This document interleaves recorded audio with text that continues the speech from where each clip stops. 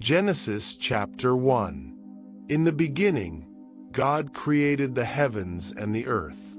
The earth was formless and empty.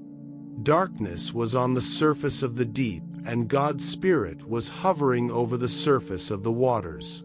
God said, "Let there be light," and there was light.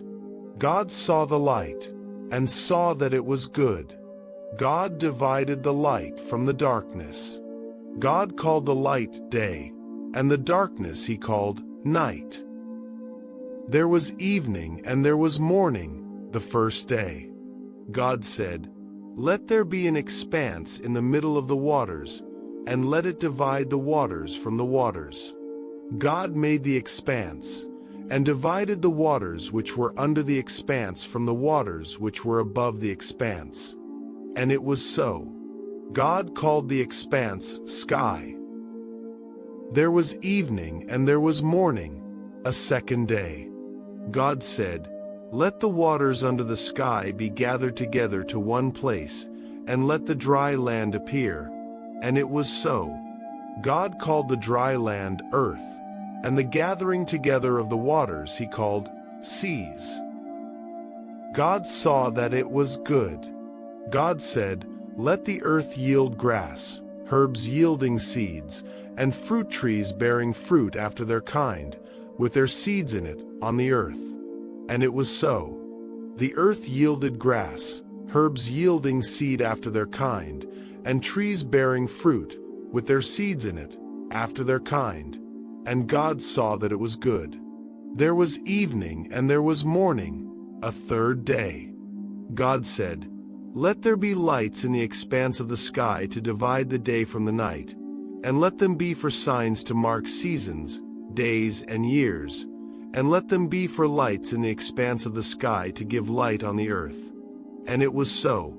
God made the two great lights, the greater light to rule the day, and the lesser light to rule the night. He also made the stars. God set them in the expanse of the sky to give light to the earth, and to rule over the day and over the night, and to divide the light from the darkness. God saw that it was good. There was evening and there was morning, a fourth day. God said, "Let the waters abound with living creatures, and let birds fly above the earth in the open expanse of the sky."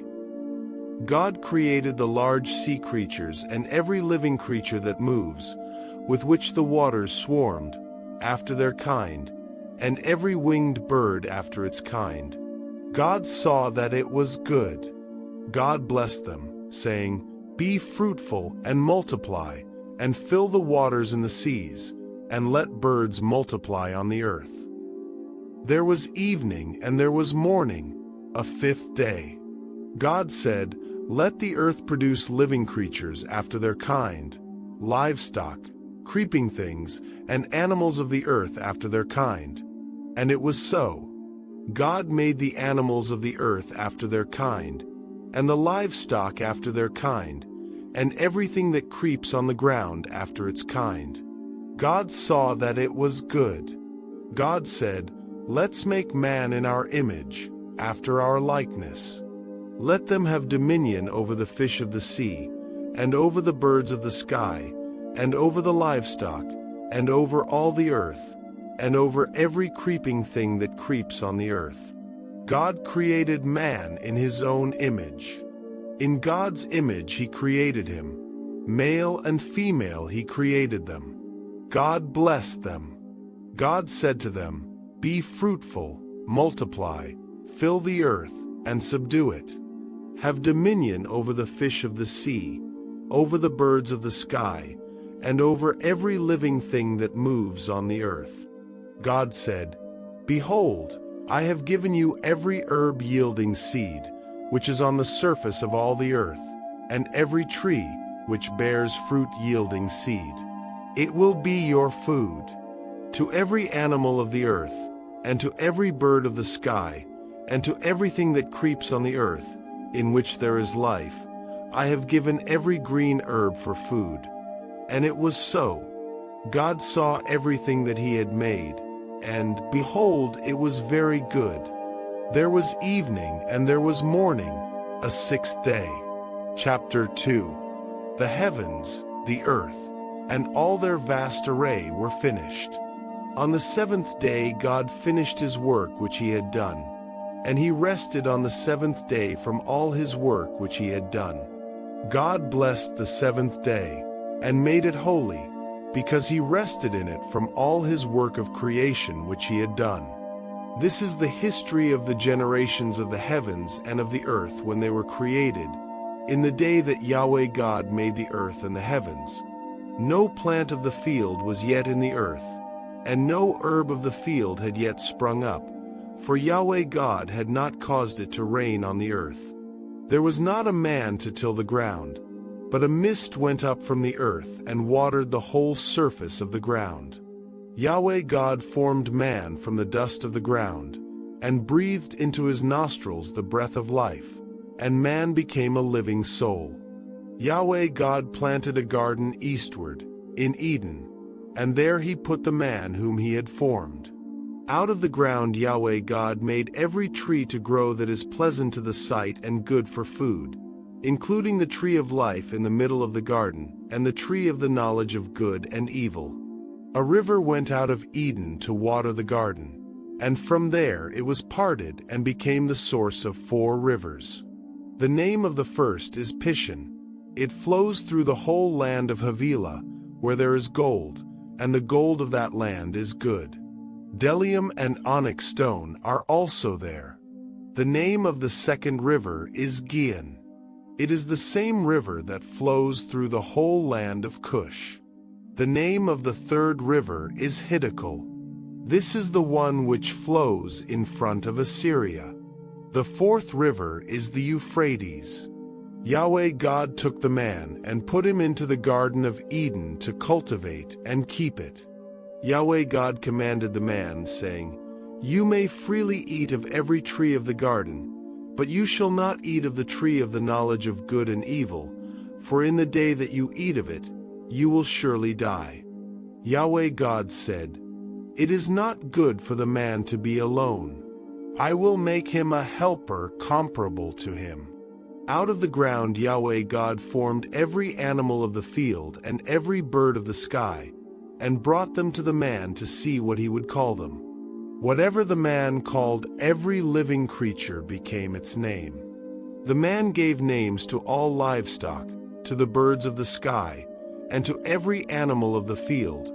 But for man there was not found a helper comparable to him.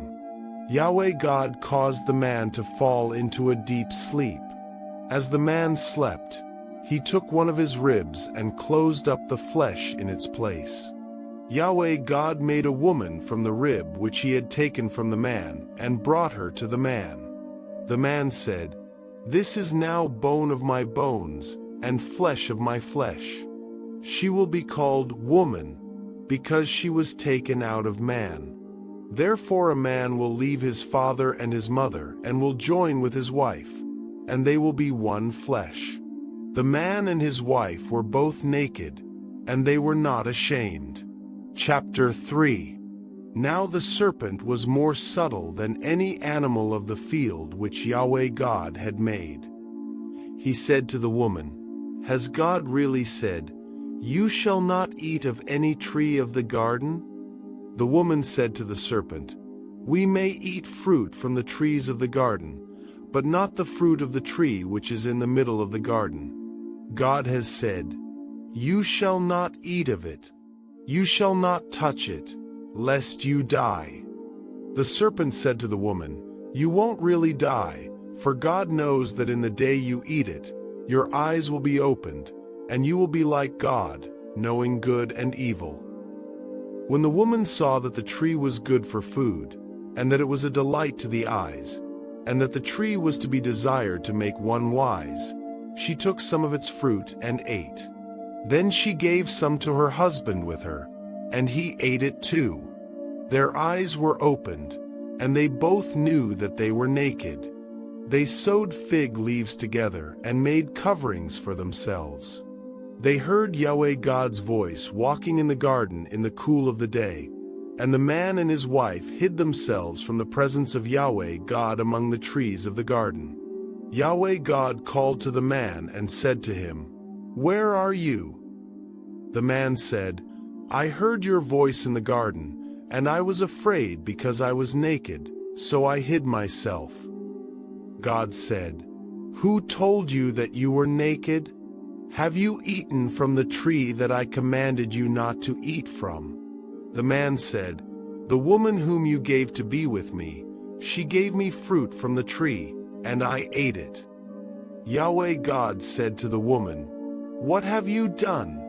The woman said, "The serpent deceived me, and I ate." Yahweh God said to the serpent, "Because you have done this, you are cursed above all livestock, and above every animal of the field. You shall go on your belly, and you shall eat dust all the days of your life. I will put hostility between you and the woman, and between your offspring and her offspring. He will bruise your head, and you will bruise his heel." To the woman he said, "I will greatly multiply your pain in childbirth. You will bear children in pain. Your desire will be for your husband, and he will rule over you." To Adam he said, "Because you have listened to your wife's voice and have eaten from the tree about which I commanded you, saying, 'You shall not eat of it,' the ground is cursed for your sake. You will eat from it with much labor all the days of your life. It will yield thorns and thistles to you, and you will eat the herb of the field. You will eat bread by the sweat of your face until you return to the ground, for you were taken out of it. For you are dust, and you shall return to dust." The man called his wife Eve because she would be the mother of all the living. Yahweh God made garments of animal skins for Adam and for his wife, and clothed them. Yahweh God said, "Behold, the man has become like one of us, knowing good and evil. Now, lest he reach out his hand, and also take of the tree of life, and eat, and live forever." Therefore Yahweh God sent him out from the Garden of Eden to till the ground from which he was taken. So he drove out the man and placed cherubim at the east of the Garden of Eden, and a flaming sword which turned every way, to guard the way to the tree of life. Chapter 4. The man knew Eve his wife. She conceived and gave birth to Cain, and said, "I have gotten a man with Yahweh's help." Again she gave birth to Cain's brother Abel. Abel was a keeper of sheep, but Cain was a tiller of the ground. As time passed, Cain brought an offering to Yahweh from the fruit of the ground. Abel also brought some of the firstborn of his flock and of its fat. Yahweh respected Abel and his offering, but he didn't respect Cain and his offering. Cain was very angry, and the expression on his face fell. Yahweh said to Cain, "Why are you angry? Why has the expression of your face fallen? If you do well, won't it be lifted up? If you don't do well, sin crouches at the door. Its desire is for you, but you are to rule over it." Cain said to Abel his brother, "Let's go into the field." While they were in the field, Cain rose up against Abel, his brother, and killed him. Yahweh said to Cain, "Where is Abel, your brother?" He said, "I don't know. Am I my brother's keeper?" Yahweh said, "What have you done? The voice of your brother's blood cries to me from the ground. Now you are cursed because of the ground, which has opened its mouth to receive your brother's blood from your hand. From now on, when you till the ground, it won't yield its strength to you. You will be a fugitive and a wanderer in the earth."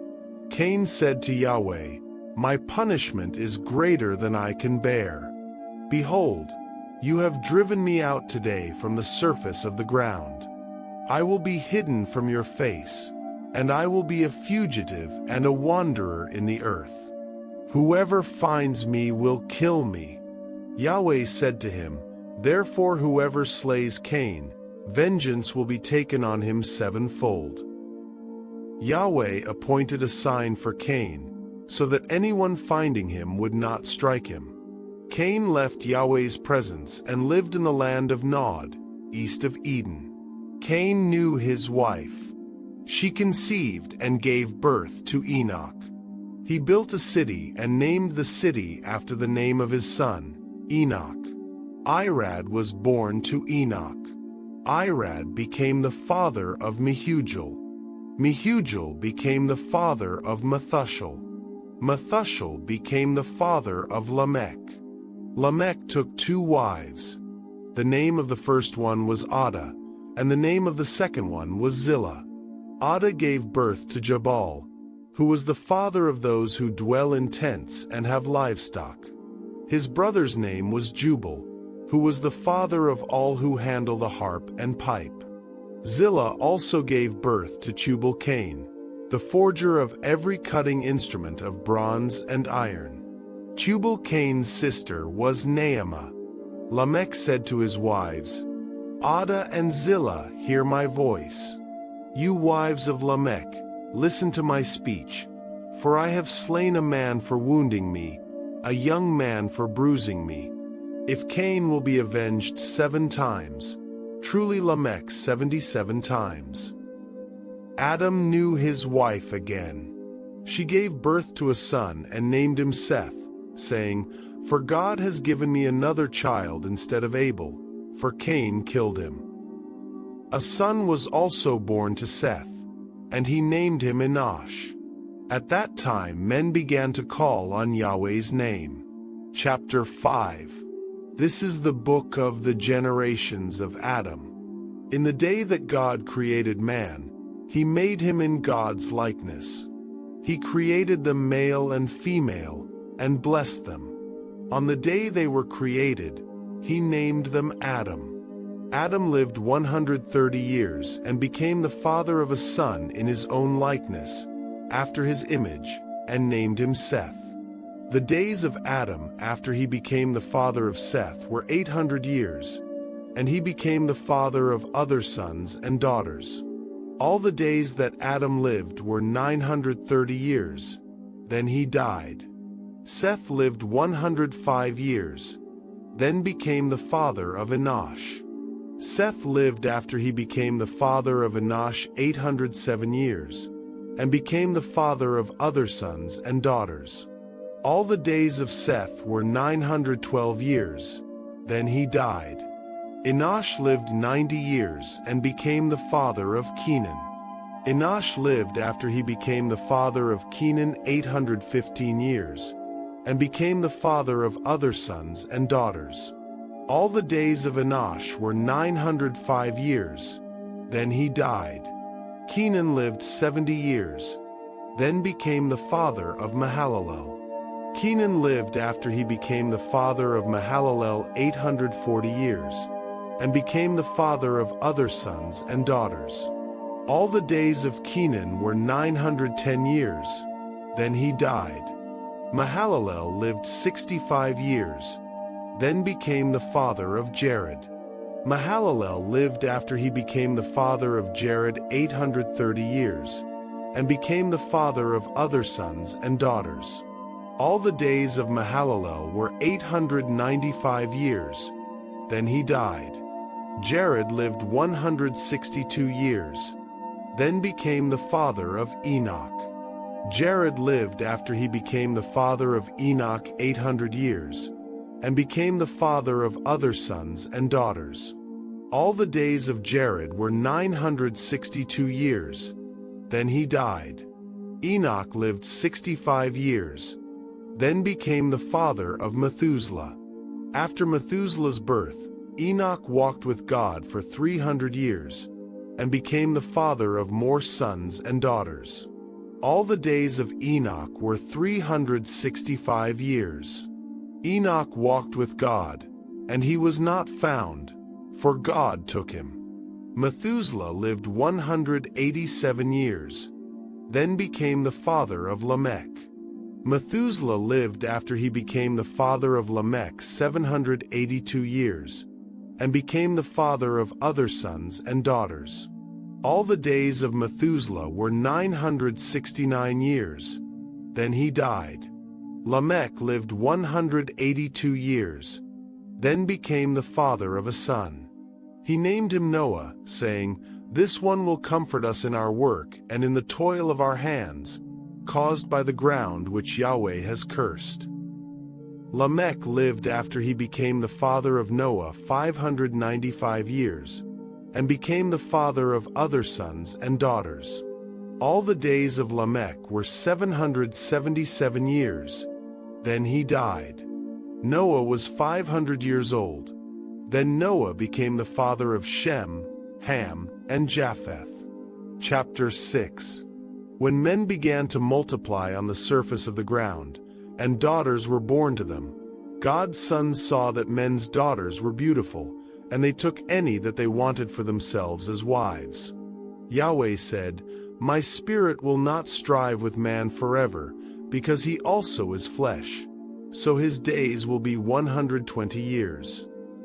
The Nephilim were in the earth in those days, and also after that, when God's sons came in to men's daughters and had children with them. Those were the mighty men who were of old, men of renown. Yahweh saw that the wickedness of man was great in the earth, and that every imagination of the thoughts of man's heart was continually only evil. Yahweh was sorry that he had made man on the earth, and it grieved him in his heart. Yahweh said, "I will destroy man whom I have created from the surface of the ground, man, along with animals, creeping things, and birds of the sky, for I am sorry that I have made them." But Noah found favor in Yahweh's eyes. This is the history of the generations of Noah. Noah was a righteous man, blameless among the people of his time. Noah walked with God. Noah became the father of 3 sons, Shem, Ham, and Japheth. The earth was corrupt before God, and the earth was filled with violence. God saw the earth, and saw that it was corrupt, for all flesh had corrupted their way on the earth. God said to Noah, "I will bring an end to all flesh, for the earth is filled with violence through them.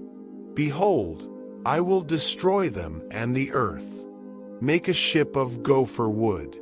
You shall make rooms in the ship, and shall seal it inside and outside with pitch. This is how you shall make it. The length of the ship shall be 300 cubits, its width 50 cubits, and its height 30 cubits. You shall make a roof in the ship, and you shall finish it to a cubit upward. You shall set the door of the ship in its side. You shall make it with lower, second, and third levels. I, even I, will bring the flood of waters on this earth, to destroy all flesh having the breath of life from under the sky.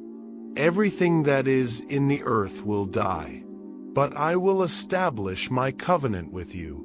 You shall come into the ship, you, your sons, your wife, and your sons' wives with you. Of every living thing of all flesh, you shall bring 2 of every sort into the ship, to keep them alive with you. They shall be male and female. Of the birds after their kind, of the livestock after their kind, of every creeping thing of the ground after its kind, 2 of every sort will come to you, to keep them alive. Take with you some of all food that is eaten, and gather it to yourself, and it will be for food for you and for them. Thus Noah did. He did all that God commanded him. Chapter 7. Yahweh said to Noah, "Come with all of your household into the ship, for I have seen your righteousness before me in this generation. You shall take 7 pairs of every clean animal with you, the male and his female. Of the animals that are not clean, take 2, the male and his female. Also of the birds of the sky, 7 and 7, male and female, to keep seed alive on the surface of all the earth. In 7 days, I will cause it to rain on the earth for 40 days and 40 nights. I will destroy every living thing that I have made from the surface of the ground." Noah did everything that Yahweh commanded him. Noah was 600 years old when the flood of waters came on the earth. Noah went into the ship with his sons, his wife, and his sons' wives, because of the floodwaters. Clean animals, unclean animals, birds, and everything that creeps on the ground went by pairs to Noah into the ship, male and female, as God commanded Noah. After the 7 days, the floodwaters came on the earth. In the 600th year of Noah's life, in the 2nd month, on the 17th day of the month, on that day all the fountains of the great deep burst open, and the sky's windows opened. It rained on the earth 40 days and 40 nights. In the same day Noah, and Shem, Ham, and Japheth, the sons of Noah, and Noah's wife and the 3 wives of his sons with them, entered into the ship. They, and every animal after its kind, all the livestock after their kind, every creeping thing that creeps on the earth after its kind, and every bird after its kind, every bird of every sort. Pairs from all flesh with the breath of life in them went into the ship to Noah. Those who went in male and female of all flesh, as God commanded him. Then Yahweh shut him in. The flood was 40 days on the earth. The waters increased, and lifted up the ship, and it was lifted up above the earth. The waters rose, and increased greatly on the earth, and the ship floated on the surface of the waters. The waters rose very high on the earth. All the high mountains that were under the whole sky were covered. The waters rose 15 cubits higher, and the mountains were covered. All flesh died that moved on the earth, including birds, livestock, animals, every creeping thing that creeps on the earth, and every man. All on the dry land, in whose nostrils was the breath of the Spirit of life, died. Every living thing was destroyed that was on the surface of the ground, including man, livestock, creeping things, and birds of the sky. They were destroyed from the earth. Only Noah was left, and those who were with him in the ship. The waters flooded the earth 150 days. Chapter 8. God remembered Noah, all the animals, and all the livestock that were with him in the ship, and God made a wind to pass over the earth. The waters subsided. The deep's fountains and the sky's windows were also stopped, and the rain from the sky was restrained. The waters continually receded from the earth. After the end of 150 days, the waters receded. The ship rested in the 7th month, on the 17th day of the month, on Ararat's mountains. The waters receded continually until the 10th month. In the 10th month, on the 1st day of the month, the tops of the mountains were visible. At the end of 40 days, Noah opened the window of the ship which he had made, and he sent out a raven. It went back and forth, until the waters were dried up from the earth. He himself sent out a dove to see if the waters were abated from the surface of the ground. But the dove found no place to rest her foot, and she returned into the ship to him, for the waters were on the surface of the whole earth. He put out his hand, and took her, and brought her to him into the ship. He waited yet another 7 days, and again he sent the dove out of the ship.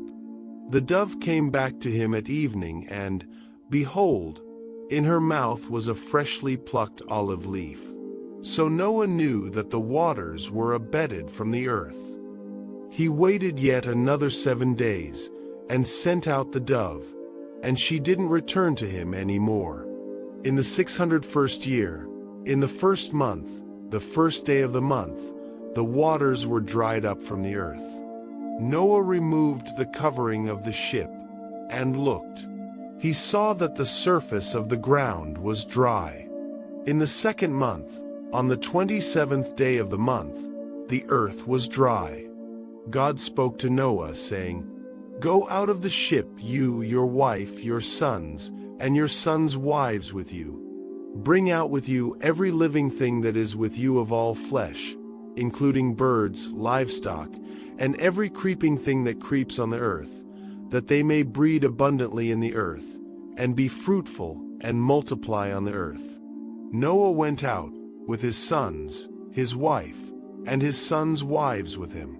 Every animal, every creeping thing, and every bird, whatever moves on the earth, after their families, went out of the ship. Noah built an altar to Yahweh, and took of every clean animal, and of every clean bird, and offered burnt offerings on the altar. Yahweh smelled the pleasant aroma. Yahweh said in his heart, "I will not again curse the ground any more for man's sake, because the imagination of man's heart is evil from his youth. I will never again strike every living thing, as I have done. While the earth remains, seed time and harvest, and cold and heat, and summer and winter, and day and night will not cease." Chapter 9. God blessed Noah and his sons, and said to them, "Be fruitful, multiply, and replenish the earth. The fear of you and the dread of you will be on every animal of the earth, and on every bird of the sky, everything that moves along the ground, and all the fish of the sea are delivered into your hand. Every moving thing that lives will be food for you. As I gave you the green herb, I have given everything to you. But flesh with its life, that is, its blood, you shall not eat. I will surely require accounting for your life's blood. At the hand of every animal I will require it. At the hand of man, even at the hand of every man's brother, I will require the life of man. Whoever sheds man's blood, his blood will be shed by man, for God made man in his own image. Be fruitful and multiply. Increase abundantly in the earth, and multiply in it." God spoke to Noah and to his sons with him, saying, "As for me, behold, I establish my covenant with you, and with your offspring after you, and with every living creature that is with you, the birds, the livestock, and every animal of the earth with you, of all that go out of the ship, even every animal of the earth. I will establish my covenant with you. All flesh will not be cut off any more by the waters of the flood. There will never again be a flood to destroy the earth."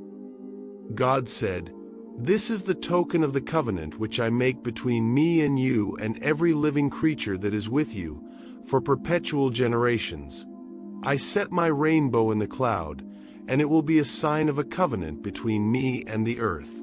When I bring a cloud over the earth, the rainbow will be seen in the cloud, and I will remember my covenant, which is between me and you and every living creature of all flesh, and the waters will no more become a flood to destroy all flesh. The rainbow will be in the cloud. I will look at it, that I may remember the everlasting covenant between God and every living creature of all flesh that is on the earth." God said to Noah, "This is the token of the covenant which I have established between me and all flesh that is on the earth." The sons of Noah who went out from the ship were Shem, Ham, and Japheth. Ham is the father of Canaan. These three were the sons of Noah, and from these the whole earth was populated.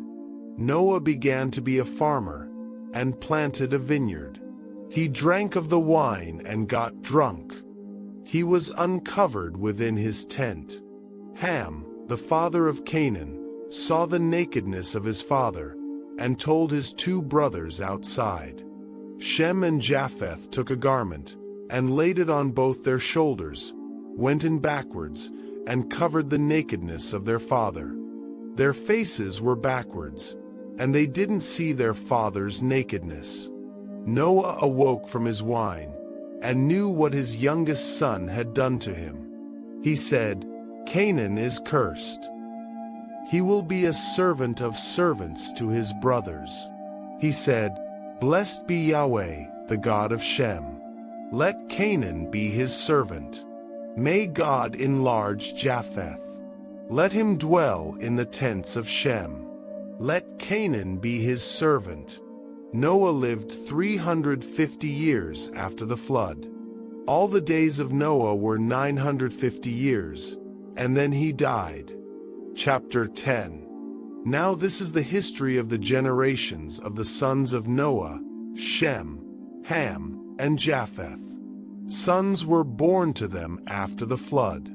The sons of Japheth were Gomer, Magog, Madai, Javan, Tubal, Meshech, and Tiras. The sons of Gomer were Ashkenaz, Riphath, and Togarmah. The sons of Javan were Elishah, Tarshish, Kittim, and Dodanim. From these, the coastlands of the nations were divided in their lands, everyone after his language, after their families, in their nations. The sons of Ham were Cush, Mizraim, Put, and Canaan. The sons of Cush were Seba, Havilah, Sabta, Ramah, and Sabteka. The sons of Ramah were Sheba and Dedan. Cush became the father of Nimrod. He began to be a mighty one in the earth. He was a mighty hunter before Yahweh. Therefore it is said, like Nimrod, a mighty hunter before Yahweh. The beginning of his kingdom was Babel, Erech, Akkad, and Calneh in the land of Shinar. Out of that land he went into Assyria, and built Nineveh, Rehoboth-ir, Calah, and Rezin between Nineveh and the great city Calah. Mizraim became the father of Ludim, Anamim, Lehabim, Naphtahim, Pathrusim, Casluim, from whom the Philistines came, and Caphtorim. Canaan became the father of Sidon, his firstborn, and Hate, and the Jebusites, the Amorites, the Girgashites, the Hivites, the Archites, the Sinites, the Arvadites, the Zemarites, and the Hamathites. Afterward the families of the Canaanites were spread abroad. The border of the Canaanites was from Sidon, as you go toward Gerar, to Gaza, as you go toward Sodom, Gomorrah, Admah, and Zeboim, to Lasha. These are the sons of Ham, after their families, according to their languages, in their lands and their nations. Children were also born to Shem, the elder brother of Japheth, the father of all the children of Eber. The sons of Shem were Elam, Ashur, Arpachshad, Lud, and Aram. The sons of Aram were Uzi, Hul, Gether, and Mash. Arpachshad became the father of Shelah. Shelah became the father of Eber. To Eber were born 2 sons. The name of the one was Peleg, for in his days the earth was divided. His brother's name was Joktan. Joktan became the father of Almadad, Shalef, Hazarmaveth, Jerah, Hadaram, Uzal, Diklah, Obal, Abimarel, Sheba, Ophir, Havilah, and Jobab. All these were the sons of Joktan. Their dwelling extended from Mesha, as you go toward Sephar, the mountain of the east. These are the sons of Shem, by their families, according to their languages, lands, and nations. These are the families of the sons of Noah, by their generations, according to their nations. From these the nations divided in the earth after the flood. Chapter 11. The whole earth was of one language and of one speech. As they traveled east, they found a plain in the land of Shinar, and they lived there. They said to one another, "Come, let's make bricks and burn them thoroughly." They had brick for stone, and they used tar for mortar.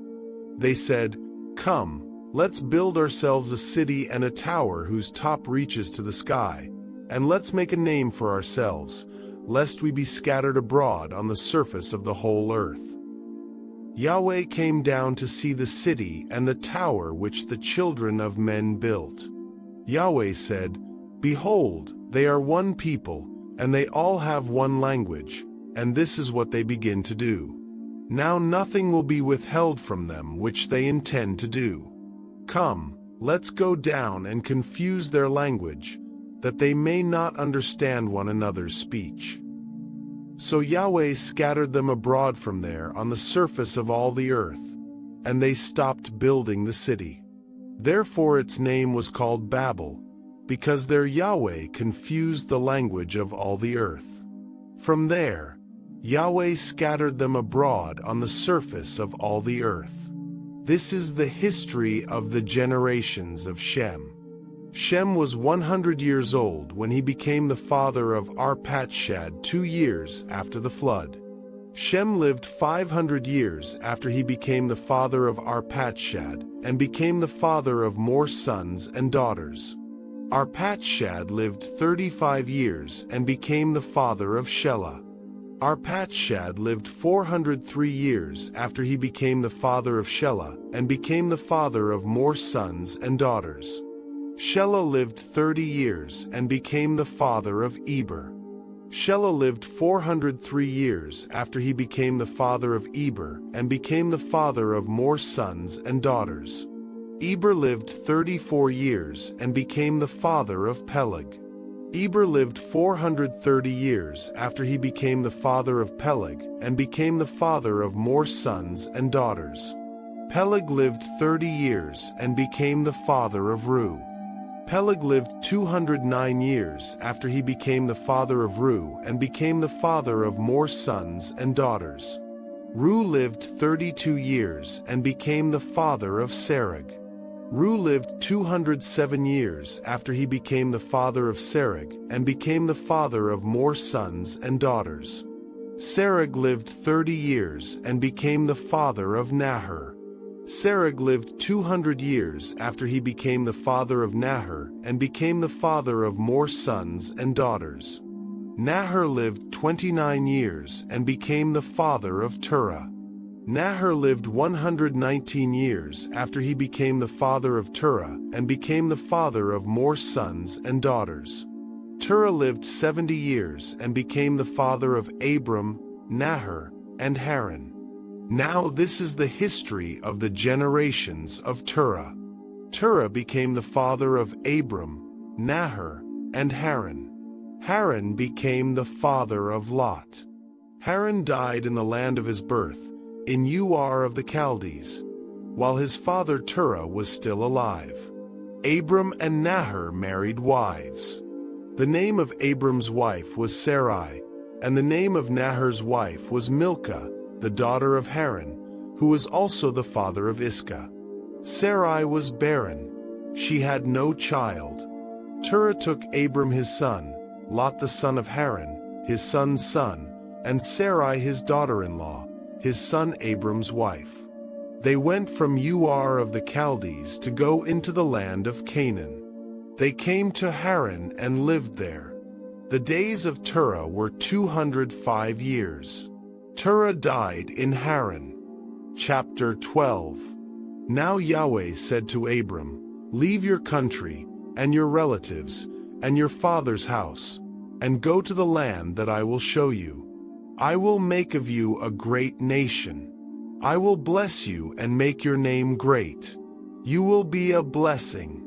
I will bless those who bless you, and I will curse him who treats you with contempt. All the families of the earth will be blessed through you." So Abram went, as Yahweh had told him. Lot went with him. Abram was 75 years old when he departed from Haran. Abram took Sarai his wife, Lot his brother's son, all their possessions that they had gathered, and the people whom they had acquired in Haran, and they went to go into the land of Canaan. They entered into the land of Canaan. Abram passed through the land to the place of Shechem, to the oak of Moreh. At that time, Canaanites were in the land. Yahweh appeared to Abram and said, "I will give this land to your offspring."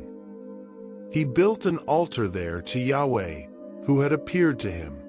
He left from there to go to the mountain on the east of Bethel and pitched his tent, having Bethel on the west and Ai on the east. There he built an altar to Yahweh and called on Yahweh's name. Abram traveled, still going on toward the south. There was a famine in the land.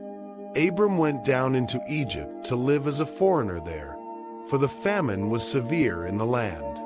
When he had come near to enter Egypt, he said to Sarai his wife, "See now, I know that you are a beautiful woman to look at. It will happen that when the Egyptians see you, they will say, 'This is his wife.' They will kill me, but they will save you alive. Please say that you are my sister, that it may be well with me for your sake, and that my soul may live because of you." When Abram had come into Egypt, some Egyptians saw that the woman was very beautiful. The princes of Pharaoh saw her and praised her to Pharaoh, and the woman was taken into Pharaoh's house. He dealt well with Abram for her sake. He had sheep, cattle, male donkeys, male servants, female donkeys, and camels. Yahweh afflicted Pharaoh and his house with great plagues because of Sarai, Abram's wife.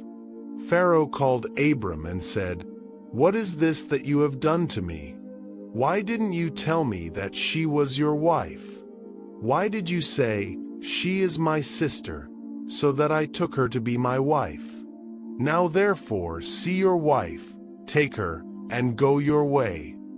Pharaoh commanded men concerning him, and they escorted him away with his wife and all that he had. Chapter 13. Abram went up out of Egypt, he, his wife, all that he had, and Lot with him, into the south.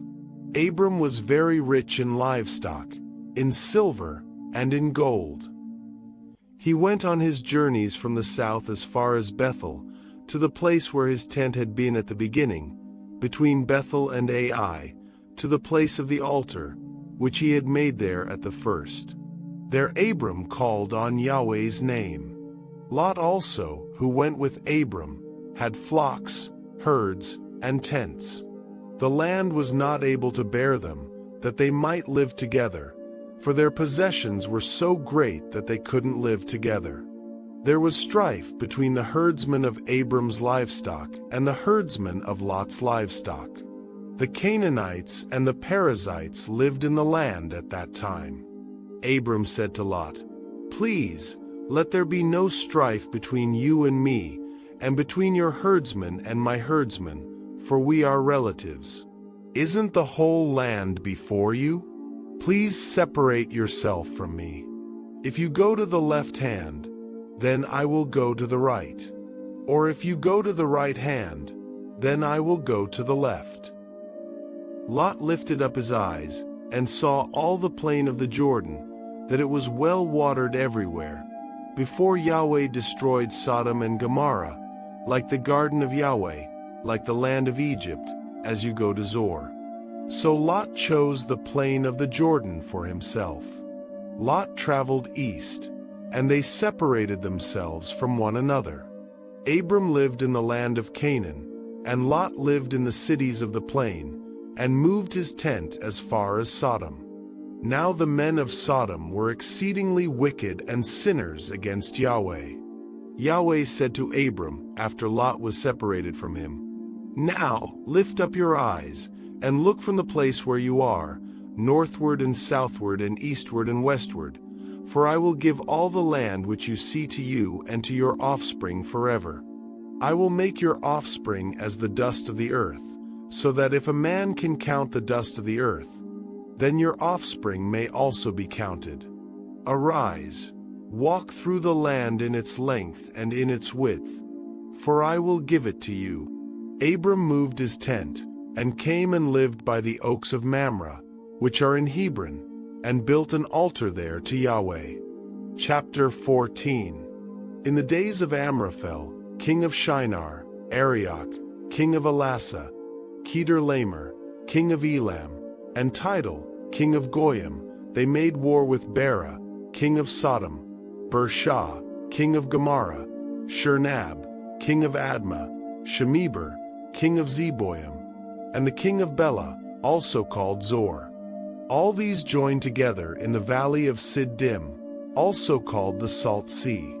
They served Kedar-Laomer for 12 years, and in the 13th year they rebelled. In the 14th year, Kedar-Laomer and the kings who were with him came and struck the Rephaim in Ashtaroth-Karnaim, the Zuzim in Ham, the Emim in Shave-Kiriathaim, and the Horites in their Mount Seir, to El-Paran, which is by the wilderness. They returned and came to En-Mishpat, also called Kadesh, and struck all the country of the Amalekites, and also the Amorites that lived in Hazazon Tamar.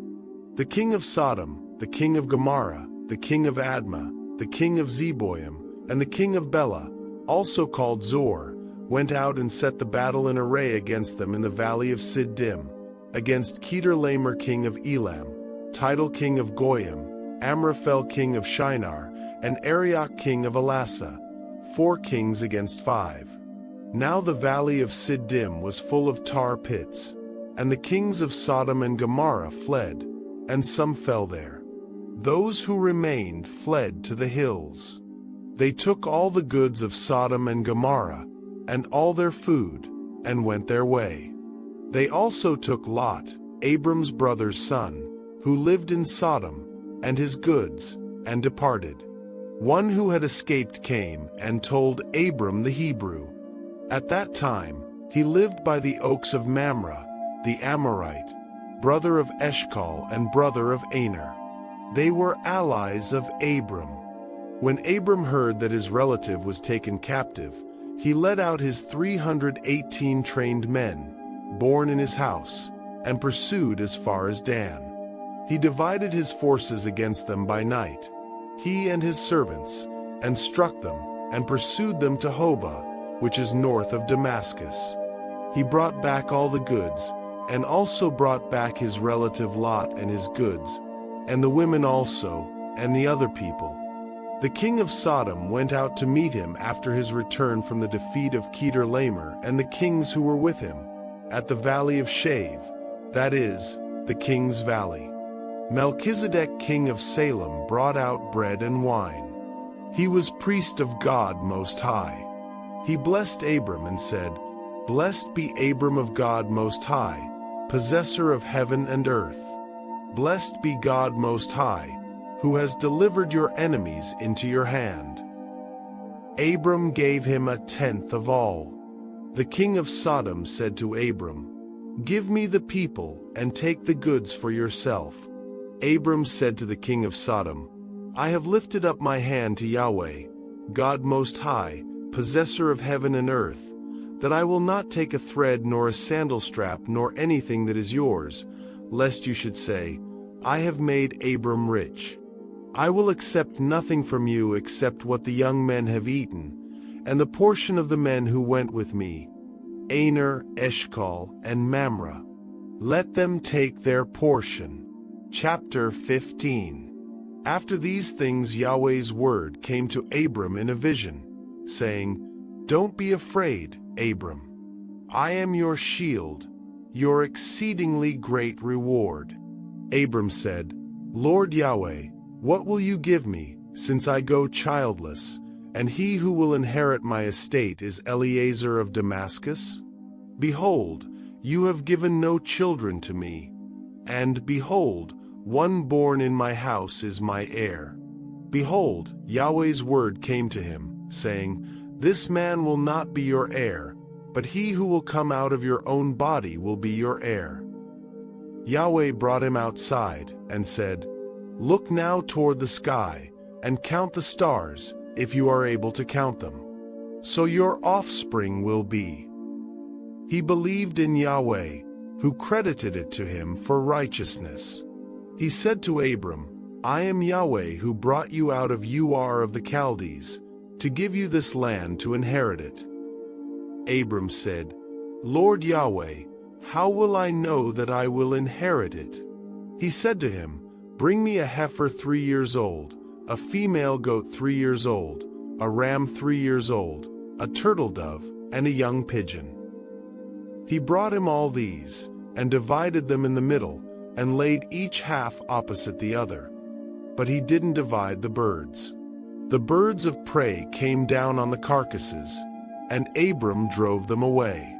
When the sun was going down, a deep sleep fell on Abram. Terror and great darkness fell on him. He said to Abram, "Know for sure that your offspring will live as foreigners in a land that is not theirs, and will serve them. They will afflict them 400 years. I will also judge that nation, whom they will serve. Afterward they will come out with great wealth, but you will go to your fathers in peace. You will be buried at a good old age. In the 4th generation they will come here again, for the iniquity of the Amorite is not yet full." It came to pass that, when the sun went down and it was dark, behold, a smoking furnace and a flaming torch passed between these pieces. In that day Yahweh made a covenant with Abram, saying, "I have given this land to your offspring, from the river of Egypt to the great river, the river Euphrates, the land of the Kenite, the Kenizzites, the Cadmonites, the Hittites, the Perizzites, the Rephaim, the Amorites, the Canaanites, the Girgashites, and the Jebusites." Chapter 16.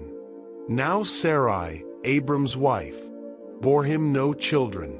She had a servant, an Egyptian, whose name was Hagar. Sarai said to Abram, "See now, Yahweh has restrained me from bearing. Please go in to my servant. It may be that I will obtain children by her." Abram listened to the voice of Sarai. Sarai, Abram's wife, took Hagar the Egyptian, her servant, after Abram had lived 10 years in the land of Canaan, and gave her to Abram her husband to be his wife. He went in to Hagar, and she conceived. When she saw that she had conceived, her mistress was despised in her eyes. Sarai said to Abram, "This wrong is your fault. I gave my servant into your bosom, and when she saw that she had conceived, she despised me. May Yahweh judge between me and you." But Abram said to Sarai, "Behold, your maid is in your hand. Do to her whatever is good in your eyes." Sarai dealt harshly with her, and she fled from her face. Yahweh's angel found her by a fountain of water in the wilderness, by the fountain on the way to Shur. He said, "Hagar, Sarai's servant, where did you come from? Where are you going?" She said, "I am fleeing from the face of my mistress Sarai." Yahweh's angel said to her, "Return to your mistress, and submit yourself under her hands." Yahweh's angel said to her, "I will greatly multiply your offspring, that they will not be counted for multitude." Yahweh's angel said to her, "Behold, you are with child, and will bear a son. You shall call his name Ishmael, because Yahweh has heard your affliction. He will be like a wild donkey among men. His hand will be against every man, and every man's hand against him. He will live opposed to all of his brothers." She called the name of Yahweh who spoke to her, "You are a God who sees," for she said, "Have I even stayed alive after seeing him?" Therefore the well was called Bir Lahai Roi. Behold, it is between Kadesh and Bered. Hagar bore a son for Abram. Abram called the name of his son, whom Hagar bore, Ishmael. Abram was 86 years old when Hagar bore Ishmael to Abram. Chapter 17. When Abram was 99 years old, Yahweh appeared to Abram and said to him, "I am God Almighty. Walk before me and be blameless. I will make my covenant between me and you, and will multiply you exceedingly." Abram fell on his face. God talked with him, saying, "As for me, behold, my covenant is with you. You will be the father of a multitude of nations. Your name will no more be called Abram, but your name will be Abraham. For I have made you the father of a multitude of nations. I will make you exceedingly fruitful, and I will make nations of you. Kings will come out of you.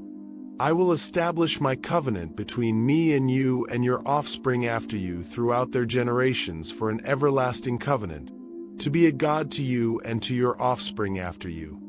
I will give to you, and to your offspring after you, the land where you are traveling, all the land of Canaan, for an everlasting possession. I will be their God. God said to Abraham, As for you, you shall keep my covenant, you and your offspring after you throughout their generations. This is my covenant, which you shall keep, between me and your offspring after you. Every male among you shall be circumcised. You shall be circumcised in the flesh of your foreskin. It will be a token of the covenant between me and you. He who is 8 days old shall be circumcised among you, every male throughout your generations. He who is born in the house, or bought with money from any foreigner who is not of your offspring. He who is born in your house, and he who is bought with your money, must be circumcised. My covenant shall be in your flesh for an everlasting covenant. The uncircumcised male who is not circumcised in the flesh of his foreskin, that soul shall be cut off from his people. He has broken my covenant. God said to Abraham, As for Sarai your wife, you shall not call her name Sarai, but her name shall be Sarah. I will bless her, and moreover I will give you a son by her. Yes, I will bless her, and she will be a mother of nations. Kings of peoples will come from her. Then Abraham fell on his face, and laughed, and said in his heart, Will a child be born to him who is 100 years old? Will Sarah, who is 90 years old, give birth? Abraham said to God, Oh, that Ishmael might live before you. God said, No, but Sarah your wife will bear you a son. You shall call his name Isaac. I will establish my covenant with him for an everlasting covenant for his offspring after him. As for Ishmael, I have heard you. Behold, I have blessed him, and will make him fruitful, and will multiply him exceedingly. He will become the father of 12 princes, and I will make him a great nation. But I will establish my covenant with Isaac, whom Sarah will bear to you at this set time next year. When he finished talking with him, God went up from Abraham. Abraham took Ishmael his son, all who were born in his house, and all who were bought with his money, every male among the men of Abraham's house, and circumcised the flesh of their foreskin in the same day, as God had said to him. Abraham was 99 years old when he was circumcised in the flesh of his foreskin. Ishmael, his son, was 13 years old when he was circumcised in the flesh of his foreskin. In the same day both Abraham and Ishmael, his son, were circumcised. All the men of his house, those born in the house, and those bought with money from a foreigner, were circumcised with him. Chapter 18. Yahweh appeared to him by the oaks of Mamre, as he sat in the tent door in the heat of the day. He lifted up his eyes and looked, and saw that 3 men stood near him. When he saw them, he ran to meet them from the tent door, and bowed himself to the earth, and said, My Lord, if now I have found favor in your sight, please don't go away from your servant. Now let a little water be fetched, wash your feet, and rest yourselves under the tree. I will get a piece of bread so you can refresh your heart. After that you may go your way, now that you have come to your servant. They said, Very well, do as you have said. Abraham hurried into the tent to Sarah, and said, Quickly prepare 3 seahs of fine meal, knead it, and make cakes.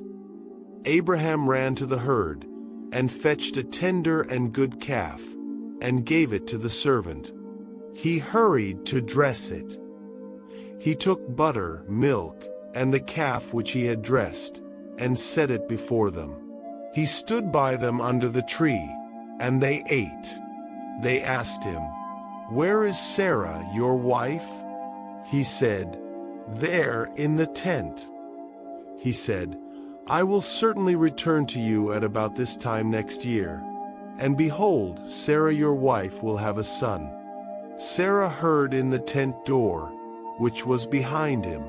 Now Abraham and Sarah were old, well advanced in age. Sarah had passed the age of childbearing. Sarah laughed within herself, saying, "After I have grown old will I have pleasure, my Lord being old also?" Yahweh said to Abraham, "Why did Sarah laugh, saying, 'Will I really bear a child when I am old?' Is anything too hard for Yahweh? At the set time I will return to you, when the season comes around, and Sarah will have a son." Then Sarah denied it, saying, "I didn't laugh," for she was afraid. He said, "No, but you did laugh." The men rose up from there, and looked toward Sodom. Abraham went with them to see them on their way. Yahweh said, "Will I hide from Abraham what I do, since Abraham will surely become a great and mighty nation, and all the nations of the earth will be blessed in him? For I have known him, to the end that he may command his children and his household after him, that they may keep the way of Yahweh, to do righteousness and justice, to the end that Yahweh may bring on Abraham that which he has spoken of him." Yahweh said, "Because the cry of Sodom and Gomorrah is great, and because their sin is very grievous, I will go down now, and see whether their deeds are as bad as the reports which have come to me. If not, I will know." The men turned from there, and went toward Sodom, but Abraham stood yet before Yahweh. Abraham came near, and said, "Will you consume the righteous with the wicked? What if there are 50 righteous within the city? Will you consume and not spare the place for the 50 righteous who are in it?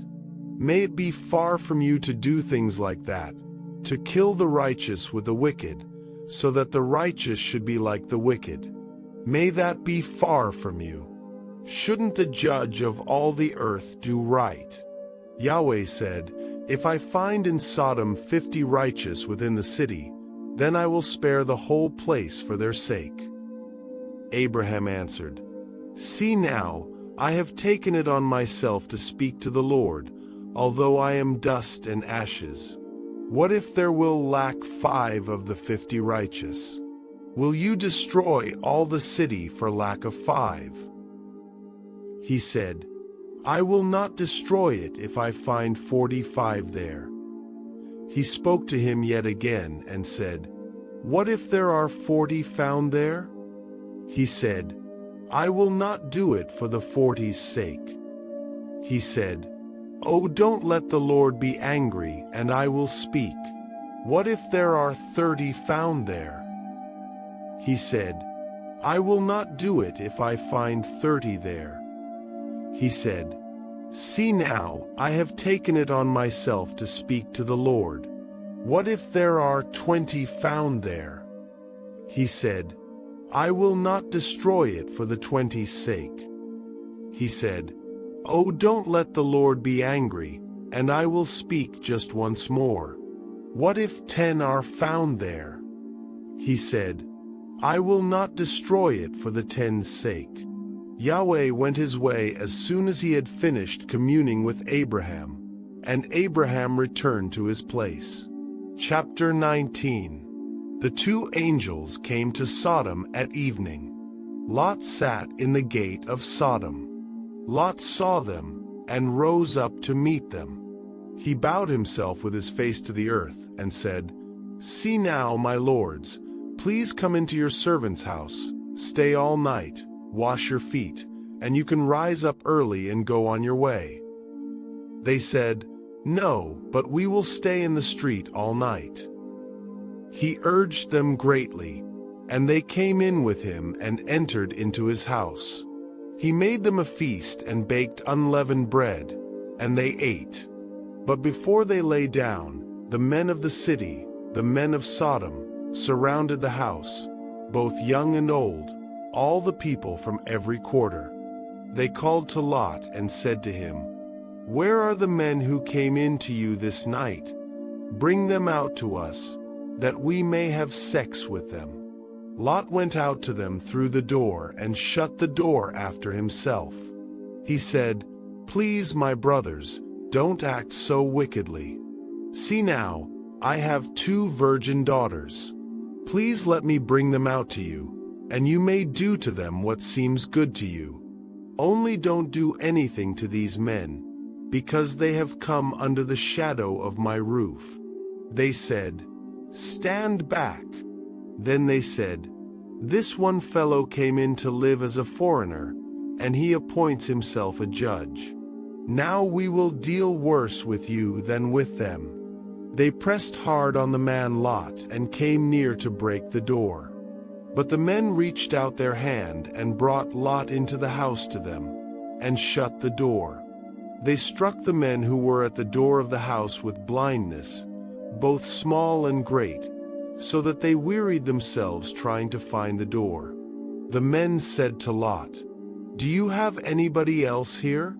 Sons-in-law, your sons, your daughters, and whomever you have in the city, bring them out of the place, for we will destroy this place, because the outcry against them has grown so great before Yahweh that Yahweh has sent us to destroy it." Lot went out and spoke to his sons-in-law, who were pledged to marry his daughters, and said, "Get up, get out of this place, for Yahweh will destroy the city." But he seemed to his sons-in-law to be joking.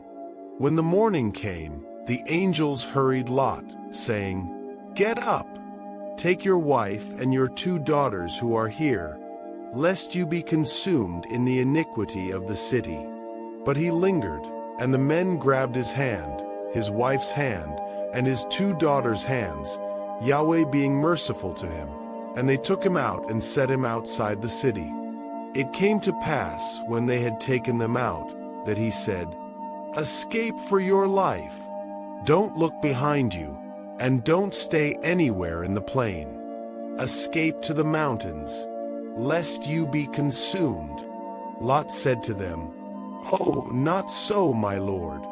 See now, your servant has found favor in your sight, and you have magnified your loving kindness, which you have shown to me in saving my life. I can't escape to the mountain, lest evil overtake me, and I die. See now, this city is near to flee to, and it is a little one. Oh, let me escape there, isn't it a little one? And my soul will live." He said to him, "Behold, I have granted your request concerning this thing also, that I will not overthrow the city of which you have spoken. Hurry, escape there, for I can't do anything until you get there." Therefore the name of the city was called Zor. The sun had risen on the earth when Lot came to Zor. Then Yahweh rained on Sodom and on Gomorrah sulfur and fire from Yahweh out of the sky. He overthrew those cities, all the plain, all the inhabitants of the cities, and that which grew on the ground. But Lot's wife looked back from behind him, and she became a pillar of salt. Abraham went up early in the morning to the place where he had stood before Yahweh. He looked toward Sodom and Gomorrah, and toward all the land of the plain, and saw that the smoke of the land went up as the smoke of a furnace. When God destroyed the cities of the plain, God remembered Abraham, and sent Lot out of the middle of the overthrow, when he overthrew the cities in which Lot lived. Lot went up out of Zor, and lived in the mountain, and his 2 daughters with him, for he was afraid to live in Zor. He lived in a cave with his 2 daughters. The firstborn said to the younger, "Our father is old, and there is not a man in the earth to come in to us in the way of all the earth. Come, "Let's make our father drink wine, and we will lie with him, that we may preserve our father's family line." They made their father drink wine that night, and the firstborn went in and lay with her father. He didn't know when she lay down, nor when she arose. It came to pass on the next day that the firstborn said to the younger, "Behold, I lay last night with my father. Let's make him drink wine again tonight.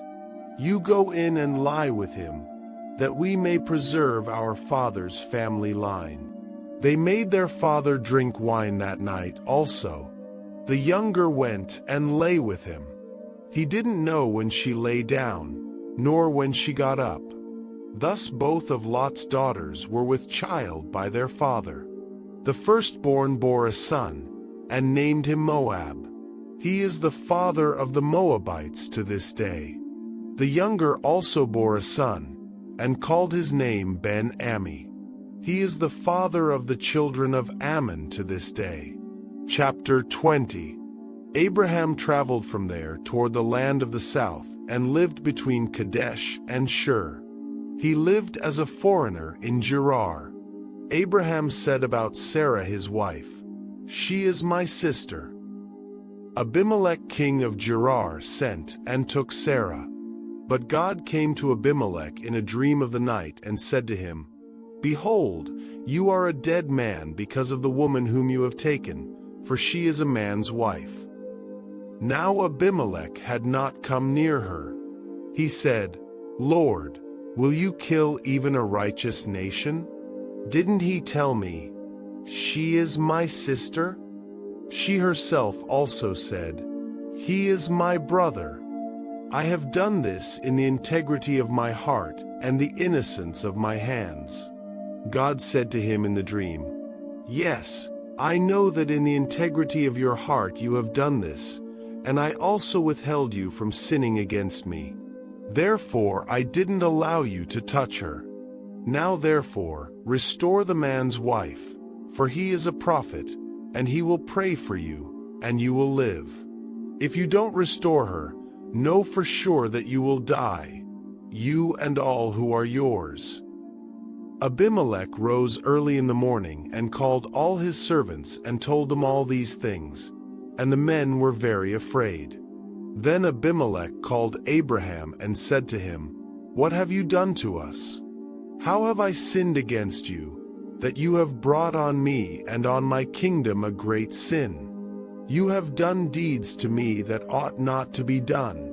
Abimelech said to Abraham, "What did you see that you have done this thing?" Abraham said, "Because I thought, surely the fear of God is not in this place. They will kill me for my wife's sake. Besides, she is indeed my sister, the daughter of my father, but not the daughter of my mother, and she became my wife.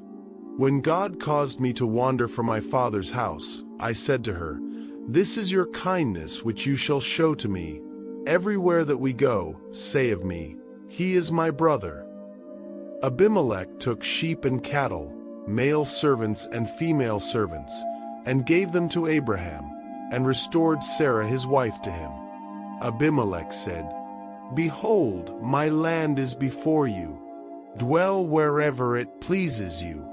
To Sarah he said, "Behold, I have given your brother 1,000 pieces of silver. Behold, it is for you a covering of the eyes to all that are with you. In front of all you are vindicated." Abraham prayed to God, and God healed Abimelech, his wife, and his female servants so that they bore children. For Yahweh had closed up tight all the wombs of the house of Abimelech because of Sarah, Abraham's wife. Chapter 21. Yahweh visited Sarah as he had said, and Yahweh did to Sarah as he had spoken. Sarah conceived and bore Abraham a son in his old age, at the set time of which God had spoken to him. Abraham called his son who was born to him, whom Sarah bore to him, Isaac. Abraham circumcised his son Isaac when he was 8 days old, as God had commanded him. Abraham was 100 years old when his son Isaac was born to him. Sarah said, "God has made me laugh. Everyone who hears will laugh with me." She said, "Who would have said to Abraham that Sarah would nurse children? For I have borne him a son in his old age." The child grew and was weaned, and Abraham made a great feast on the day that Isaac was weaned. Sarah saw the son of Hagar the Egyptian, whom she had borne to Abraham, mocking. Therefore she said to Abraham, "Cast out this servant and her son, for the son of this servant will not be heir with my son Isaac." The thing was very grievous in Abraham's sight on account of his son. But God said to Abraham, "Don't let it be grievous in your sight because of the boy and because of your servant. In all that Sarah says to you, listen to her voice, for your offspring will be named through Isaac. I will also make a nation of the son of the servant, because he is your child." Abraham rose up early in the morning, took bread and a container of water, and gave it to Hagar, putting it on her shoulder, and gave her the child, and sent her away. She departed and wandered in the wilderness of Beersheba. The water in the container was spent, and she put the child under one of the shrubs. She went and sat down opposite him, a good way off, about a bow shot away, for she said, "Don't let me see the death of the child." She sat opposite him, lifted up her voice, and wept. God heard the voice of the boy. The angel of God called to Hagar out of the sky and said to her, "What troubles you, Hagar? Don't be afraid, for God has heard the voice of the boy where he is. Get up, lift up the boy, and hold him with your hand, for I will make him a great nation." God opened her eyes, and she saw a well of water. She went, filled the container with water, and gave the boy a drink. God was with the boy, and he grew. He lived in the wilderness, and as he grew up, he became an archer. He lived in the wilderness of Paran, and his mother got a wife for him out of the land of Egypt. At that time Abimelech and Phicol, the captain of his army, spoke to Abraham, saying, "God is with you in all that you do.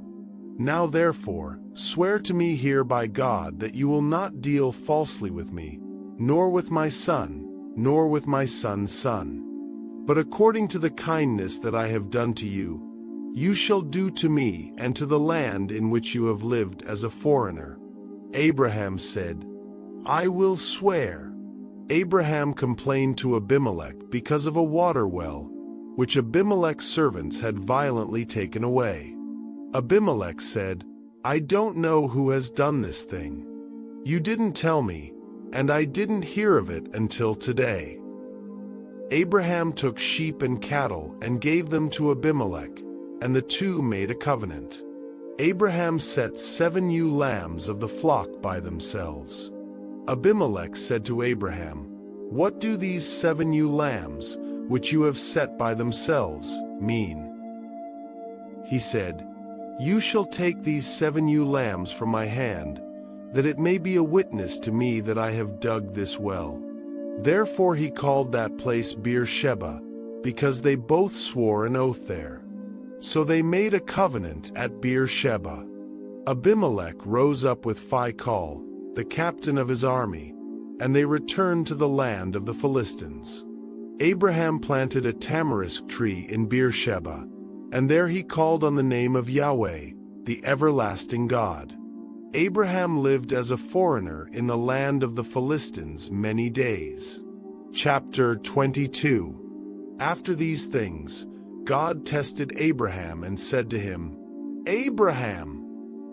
He said, "Here I am." God said, "Now take your son, your only son Isaac, whom you love, and go into the land of Moriah. Offer him there as a burnt offering on one of the mountains which I will tell you of." Abraham rose early in the morning, saddled his donkey, and took 2 of his young men with him and Isaac his son. He split the wood for the burnt offering, rose up, and went to the place of which God had told him. On the 3rd day Abraham lifted up his eyes and saw the place far off. Abraham said to his young men, "Stay here with the donkey. The boy and I will go over there. We will worship and come back to you." Abraham took the wood of the burnt offering and laid it on Isaac his son. He took in his hand the fire and the knife, and they both went together. Isaac spoke to Abraham his father and said, "My father." He said, "Here I am, my son." Isaac said, "Here is the fire and the wood, but where is the lamb for a burnt offering?" Abraham said, "God will provide himself the lamb for a burnt offering, my son." So they both went together. They came to the place which God had told him of. Abraham built the altar there, laid the wood in order, bound Isaac his son, and laid him on the altar, on the wood. Abraham stretched out his hand and took the knife to kill his son. Then Yahweh's angel called to him out of the sky and said, "Abraham, Abraham." He said, "Here I am." The angel said, "Don't lay your hand on the boy or do anything to him. For now I know that you fear God, since you have not withheld your son, your only son, from me." Abraham lifted up his eyes and looked, and saw behind him a ram caught in a thicket by its horns. Abraham went and took the ram and offered it up for a burnt offering instead of his son. Abraham called the name of that place, "Yahweh will provide." As it is said to this day, "On Yahweh's mountain it will be provided."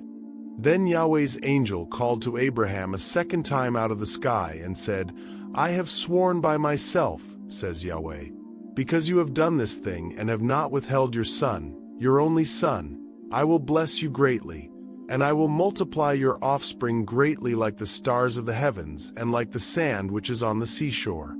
Your offspring will possess the gate of his enemies. All the nations of the earth will be blessed by your offspring, because you have obeyed my voice." So Abraham returned to his young men, and they rose up and went together to Beersheba. Abraham lived at Beersheba. After these things, Abraham was told, "Behold, Milcah also has borne children to your brother Nahor, Uzi his firstborn, Buz his brother, Kemuel the father of Aram, Chesed, Hazo, Pildash, Jidlaph, and Bethuel. Bethuel became the father of Rebekah. These 8 Milcah bore to Nahor, Abraham's brother. His concubine, whose name was Reumah, also bore Tebah, Gaham, Tahash, and Maachah. Chapter 23. Sarah lived 127 years. This was the length of Sarah's life. Sarah died in Kiriath Arba, also called Hebron, in the land of Canaan. Abraham came to mourn for Sarah and to weep for her. Abraham rose up from before his dead and spoke to the children of Het, saying, "I am a stranger and a foreigner living with you. Give me a possession of a burying place with you, that I may bury my dead out of my sight." The children of Het answered Abraham, saying to him, "Hear us, my lord. You are a prince of God among us. Bury your dead in the best of our tombs. None of us will withhold from you his tomb. Bury your dead." Abraham rose up and bowed himself to the people of the land, to the children of Het. He talked with them, saying, "If you agree that I should bury my dead out of my sight, hear me, and entreat for me to Ephron the son of Zohar, that he may sell me the cave of Machpelah, which he has, which is at the end of his field. For the full price let him sell it to me among you as a possession for a burial place." Now Ephron was sitting in the middle of the children of Het. Ephron the Hittite answered Abraham in the hearing of the children of Het, even of all who went in at the gate of his city, saying, No, my lord, hear me. I give you the field, and I give you the cave that is in it. In the presence of the children of my people I give it to you. Bury your dead. Abraham bowed himself down before the people of the land. He spoke to Ephron in the audience of the people of the land, saying, But if you will, please hear me. I will give the price of the field. Take it from me, and I will bury my dead there. Ephron answered Abraham, saying to him, My lord, listen to me. What is a piece of land worth 400 shekels of silver between me and you? Therefore bury your dead. Abraham listened to Ephron. Abraham weighed to Ephron the silver which he had named in the hearing of the children of Het, 400 shekels of silver, according to the current merchant's standard.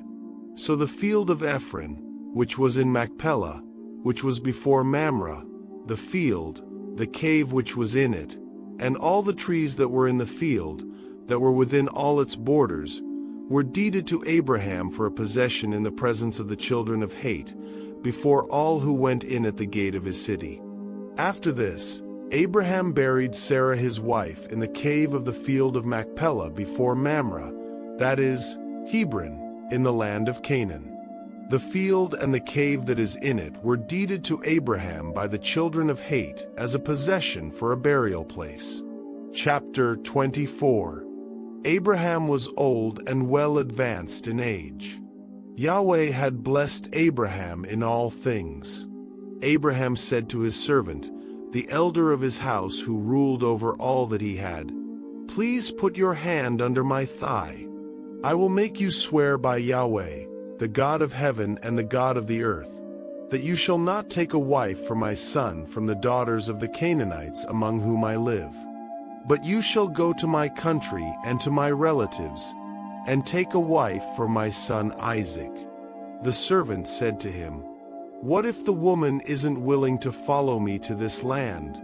Must I bring your son again to the land you came from? Abraham said to him, Beware that you don't bring my son there again. Yahweh, the God of heaven, who took me from my father's house and from the land of my birth, who spoke to me and swore to me, saying, I will give this land to your offspring. He will send his angel before you, and you shall take a wife for my son from there. If the woman isn't willing to follow you, then you shall be clear from this oath to me. Only you shall not bring my son there again. The servant put his hand under the thigh of Abraham his master, and swore to him concerning this matter. The servant took 10 of his master's camels and departed, having a variety of good things of his master's with him. He arose and went to Mesopotamia, to the city of Nahor. He made the camels kneel down outside the city by the well of water at the time of evening, the time that women go out to draw water. He said, Yahweh, the God of my master Abraham, please give me success today, and show kindness to my master Abraham. Behold, I am standing by the spring of water. The daughters of the men of the city are coming out to draw water. Let it happen that the young lady to whom I will say, Please let down your pitcher that I may drink. Then she says, Drink, and I will also give your camels a drink. Let her be the one you have appointed for your servant Isaac. By this I will know that you have shown kindness to my master. Before he had finished speaking, Rebekah came out, who was born to Bethuel the son of Milcah, the wife of Nahor, Abraham's brother, with her pitcher on her shoulder. The young lady was very beautiful to look at, a virgin. No man had known her. She went down to the spring, filled her pitcher, and came up. The servant ran to meet her and said, Please give me a drink, a little water from your pitcher. She said, Drink, my lord. She hurried and let down her pitcher on her hand and gave him a drink. When she had finished giving him a drink, she said, I will also draw for your camels until they have finished drinking." She hurried and emptied her pitcher into the trough and ran again to the well to draw and drew for all his camels. The man looked steadfastly at her, remaining silent, to know whether Yahweh had made his journey prosperous or not. As the camels had finished drinking, the man took a golden ring of 1/2 shekel weight and 2 bracelets for her hands of 10 shekels weight of gold and said, "Whose daughter are you? Please tell me. Is there room in your father's house for us to stay?" She said to him, "I am the daughter of Bethuel the son of Milcah, whom she bore to Nahor." She said moreover to him, "We have both straw and feed enough and room to lodge in." The man bowed his head and worshipped Yahweh. He said, "Blessed be Yahweh, the God of my master Abraham, who has not forsaken his loving kindness and his truth toward my master. As for me, Yahweh has led me on the way to the house of my master's relatives." The young lady ran and told her mother's house about these words. Rebekah had a brother, and his name was Laban. Laban ran out to the man, to the spring. When he saw the ring and the bracelets on his sister's hands, and when he heard the words of Rebekah his sister saying, "This is what the man said to me," he came to the man. Behold, he was standing by the camels at the spring. He said, "Come in, you blessed of Yahweh. Why do you stand outside? For I have prepared the house and room for the camels." The man came into the house, and he unloaded the camels. He gave straw and feed for the camels, and water to wash his feet and the feet of the men who were with him. Food was set before him to eat, but he said, "I will not eat until I have told my message." Laban said, "Speak on." He said, "I am Abraham's servant. Yahweh has blessed my master greatly. He has become great. Yahweh has given him flocks and herds, silver and gold, male servants and female servants, and camels and donkeys. Sarah, my master's wife, bore a son to my master when she was old. He has given all that he has to him. My master made me swear, saying, 'You shall not take a wife for my son from the daughters of the Canaanites, in whose land I live, but you shall go to my father's house and to my relatives and take a wife for my son.' I asked my master, 'What if the woman will not follow me?' He said to me, 'Yahweh, before whom I walk, will send his angel with you and prosper your way.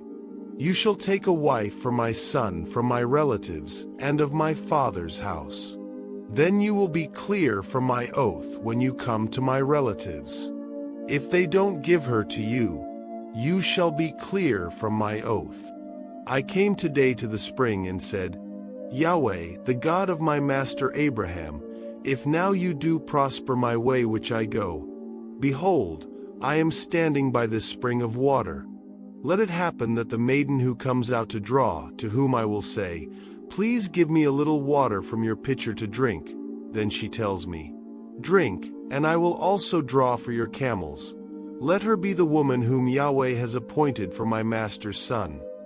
Before I had finished speaking in my heart, behold, Rebekah came out with her pitcher on her shoulder. She went down to the spring and drew. I said to her, "Please let me drink." She hurried and let down her pitcher from her shoulder and said, "Drink, and I will also give your camels a drink." So I drank, and she also gave the camels a drink. I asked her and said, "Whose daughter are you?" She said, "The daughter of Bethuel, Nahor's son, whom Milcah bore to him." I put the ring on her nose and the bracelets on her hands. I bowed my head and worshipped Yahweh, and blessed Yahweh, the God of my master Abraham, who had led me in the right way to take my master's brother's daughter for his son. Now if you will deal kindly and truly with my master, tell me. If not, tell me, that I may turn to the right hand or to the left?" Then Laban and Bethuel answered, "The thing proceeds from Yahweh. We can't speak to you bad or good. Behold, Rebekah is before you. Take her and go, and let her be your master's son's wife, as Yahweh has spoken." When Abraham's servant heard their words, he bowed himself down to the earth to Yahweh. The servant brought out jewels of silver and jewels of gold and clothing, and gave them to Rebekah. He also gave precious things to her brother and her mother. They ate and drank, he and the men who were with him, and stayed all night. They rose up in the morning, and he said, "Send me away to my master." Her brother and her mother said, "Let the young lady stay with us a few days, at least 10. After that she will go." He said to them, "Don't hinder me, since Yahweh has prospered my way. Send me away that I may go to my master." They said, "We will call the young lady and ask her." They called Rebekah and said to her, "Will you go with this man?" She said, "I will go." They sent away Rebekah, their sister, with her nurse, Abraham's servant, and his men. They blessed Rebekah and said to her, "Our sister, may you be the mother of thousands of 10,000s, and let your offspring possess the gate of those who hate them." Rebekah arose with her ladies. They rode on the camels and followed the man. The servant took Rebekah and went his way.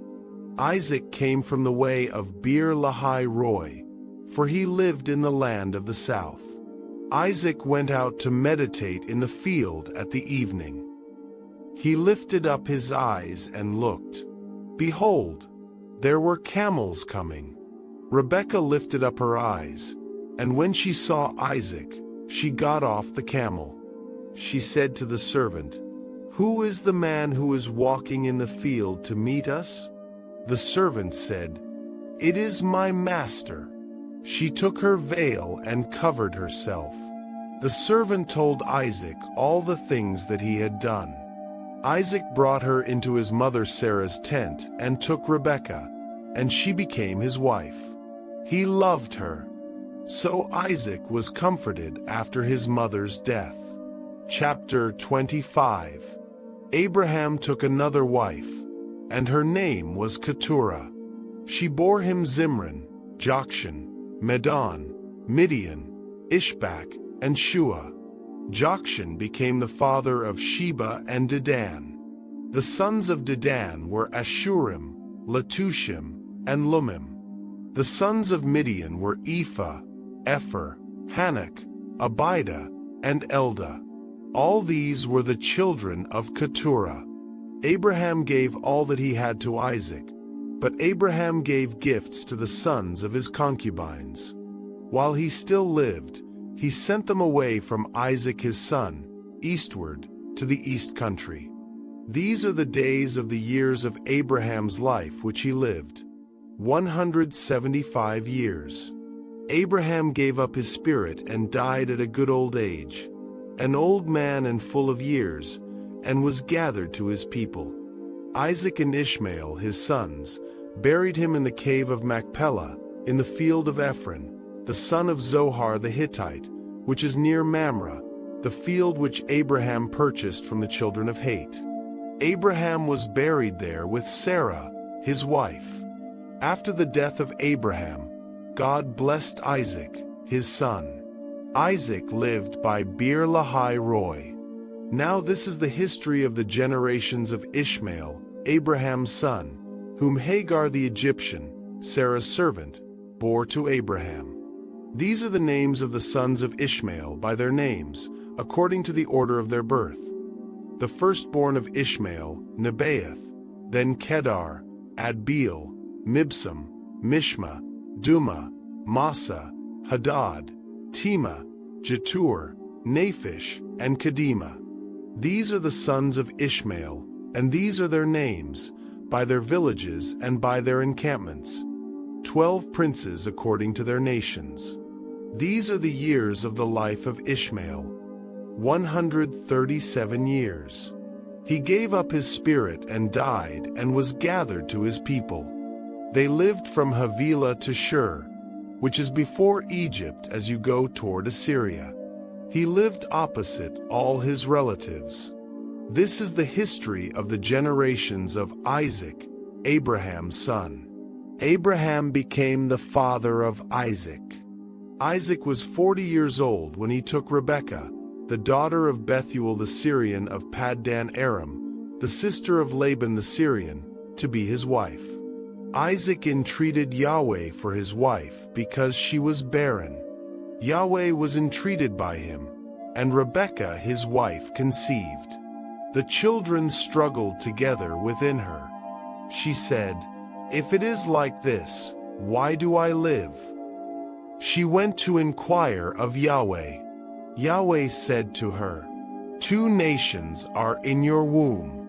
Two peoples will be separated from your body. The one people will be stronger than the other people. The elder will serve the younger." When her days to be delivered were fulfilled, there were twins in her womb. The first came out red all over, like a hairy garment, and they named him Esau. After that, his brother came out, and his hand had hold of Esau's heel. He was named Jacob. Isaac was 60 years old when she bore them. The boys grew. Esau was a skillful hunter, a man of the field. Jacob was a quiet man, living in tents. Now Isaac loved Esau because he ate his venison, but Rebekah loved Jacob. Jacob boiled stew. Esau came in from the field, and he was famished. Esau said to Jacob, "Please feed me with some of that red stew, for I am famished." Therefore his name was called Edom. Jacob said, "First, sell me your birthright." Esau said, "Behold, I am about to die. What good is the birthright to me?" Jacob said, "Swear to me first." He swore to him and sold his birthright to Jacob. Jacob gave Esau bread and lentil stew. He ate and drank, rose up, and went his way. So Esau despised his birthright. Chapter 26. There was a famine in the land, in addition to the first famine that was in the days of Abraham. Isaac went to Abimelech king of the Philistines, to Gerar. Yahweh appeared to him and said, "Don't go down into Egypt. Live in the land I will tell you about. Live in this land, and I will be with you, and will bless you. For I will give to you, and to your offspring, all these lands, and I will establish the oath which I swore to Abraham your father. I will multiply your offspring as the stars of the sky, and will give all these lands to your offspring. In your offspring all the nations of the earth will be blessed, because Abraham obeyed my voice, and kept my requirements, my commandments, my statutes, and my laws." Isaac lived in Gerar. The men of the place asked him about his wife. He said, "She is my sister," for he was afraid to say, "My wife," lest, he thought, the men of the place might kill me for Rebekah, because she is beautiful to look at. When he had been there a long time, Abimelech king of the Philistines looked out at a window and saw Isaac caressing Rebekah, his wife. Abimelech called Isaac and said, "Behold, surely she is your wife. Why did you say, 'She is my sister'?" Isaac said to him, "Because I said, 'Lest I die because of her.'" Abimelech said, "What is this you have done to us? One of the people might easily have lain with your wife, and you would have brought guilt on us." Abimelech commanded all the people, saying, "He who touches this man or his wife will surely be put to death." Isaac sowed in that land, and reaped in the same year 100 times what he planted. Yahweh blessed him. The man grew great, and grew more and more until he became very great. He had possessions of flocks, possessions of herds, and a great household. The Philistines envied him. Now all the wells which his father's servants had dug in the days of Abraham his father, the Philistines had stopped and filled with earth. Abimelech said to Isaac, "Go away from us, for you are much mightier than we." Isaac departed from there, encamped in the valley of Gerar, and lived there. Isaac dug again the wells of water, which they had dug in the days of Abraham his father, for the Philistines had stopped them after the death of Abraham. He called their names after the names by which his father had called them. Isaac's servants dug in the valley, and found there a well of flowing water. The herdsmen of Gerar argued with Isaac's herdsmen, saying, "The water is ours." So he called the name of the well Ezek, because they contended with him. They dug another well, and they argued over that also, so he called its name Sitnah. He left that place, and dug another well.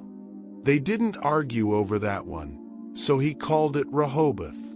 He said, "For now Yahweh has made room for us, and we will be fruitful in the land." He went up from there to Beersheba. Yahweh appeared to him the same night, and said, "I am the God of Abraham your father. Don't be afraid, for I am with you, and will bless you, and multiply your offspring for my servant Abraham's sake." Isaac built an altar there, and called on Yahweh's name, and pitched his tent there. There Isaac's servants dug a well. Then Abimelech went to him from Gerar with Ahuzath his friend, and Phicol the captain of his army. Isaac said to them, "Why have you come to me, since you hate me and have sent me away from you?" They said, "We saw plainly that Yahweh was with you." We said, "Let there now be an oath between us, even between us and you, and let's make a covenant with you, that you will do us no harm, as we have not touched you, and as we have done to you nothing but good, and have sent you away in peace. You are now the blessed of Yahweh." He made them a feast, and they ate and drank. They rose up sometime in the morning, and swore an oath to one another. Isaac sent them away, and they departed from him in peace. The same day, Isaac's servants came, and told him concerning the well which they had dug, and said to him, "We have found water." He called it Sheba. Therefore the name of the city is Beersheba to this day. When Esau was 40 years old, he took his wife Judith, the daughter of Beri the Hittite, and Basemath, the daughter of Elon the Hittite. They grieved Isaac's and Rebekah's spirits. Chapter 27. When Isaac was old, and his eyes were dim so that he could not see, he called Esau his elder son and said to him, "My son." He said to him, "Here I am." He said, "See now, I am old. I don't know the day of my death. Now therefore, please take your weapons, your quiver and your bow, and go out to the field, and get me venison. Make me savory food, such as I love, and bring it to me, that I may eat, and that my soul may bless you before I die." Rebekah heard when Isaac spoke to Esau his son. Esau went to the field to hunt for venison and to bring it. Rebekah spoke to Jacob her son, saying, "Behold, I heard your father speak to Esau your brother, saying, 'Bring me venison, and make me savory food, that I may eat, and bless you before Yahweh before my death.' Now therefore, my son, obey my voice according to that which I command you. Go now to the flock and get me 2 good young goats from there. I will make them savory food for your father, such as he loves. You shall bring it to your father, that he may eat, so that he may bless you before his death." Jacob said to Rebekah his mother, "Behold, Esau my brother is a hairy man, and I am a smooth man. What if my father touches me? I will seem to him as a deceiver, and I would bring a curse on myself, and not a blessing." His mother said to him, "Let your curse be on me, my son. Only obey my voice, and go get them for me." He went, and got them, and brought them to his mother. His mother made savory food, such as his father loved. Rebekah took the good clothes of Esau her elder son, which were with her in the house, and put them on Jacob her younger son. She put the skins of the young goats on his hands, and on the smooth of his neck. She gave the savory food and the bread, which she had prepared, into the hand of her son Jacob. He came to his father and said, "My father." He said, "Here I am. Who are you, my son?" Jacob said to his father, "I am Esau, your firstborn. I have done what you asked me to do. Please arise, sit and eat of my venison, that your soul may bless me." Isaac said to his son, "How is it that you have found it so quickly, my son?" He said, "Because Yahweh your God gave me success." Isaac said to Jacob, "Please come near, that I may feel you, my son, whether you are really my son Esau or not." Jacob went near to Isaac his father.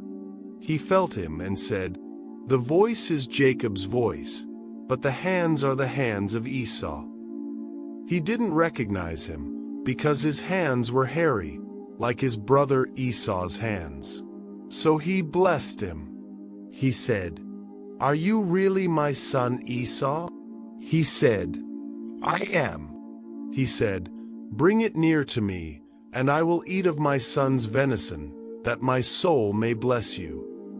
He brought it near to him, and he ate. He brought him wine, and he drank. His father Isaac said to him, "Come near now, and kiss me, my son." He came near, and kissed him. He smelled the smell of his clothing, and blessed him, and said, "Behold, the smell of my son is as the smell of a field which Yahweh has blessed.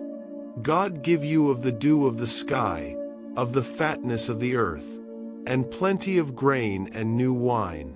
Let peoples serve you, and nations bow down to you. Be lord over your brothers. Let your mother's sons bow down to you. Cursed be everyone who curses you.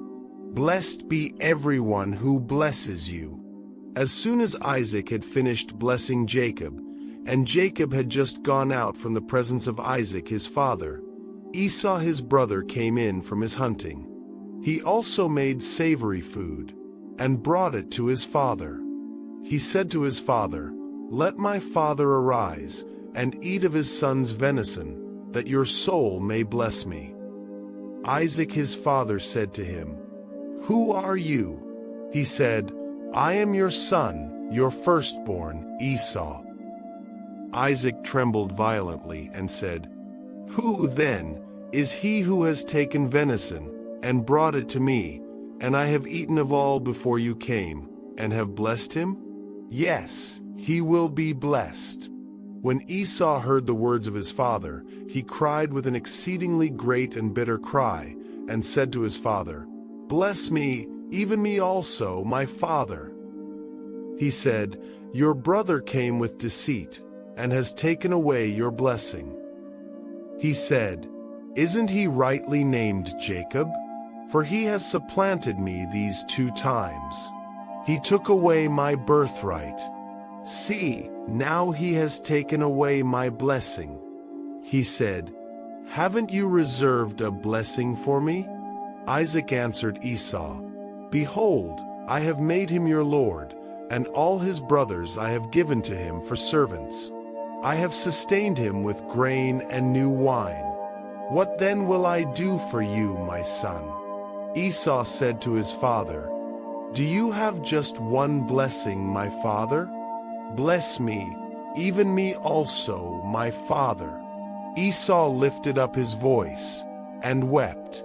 Isaac his father answered him, Behold, your dwelling will be of the fatness of the earth, and of the dew of the sky from above. You will live by your sword, and you will serve your brother. It will happen, when you will break loose, that you will shake his yoke from off your neck.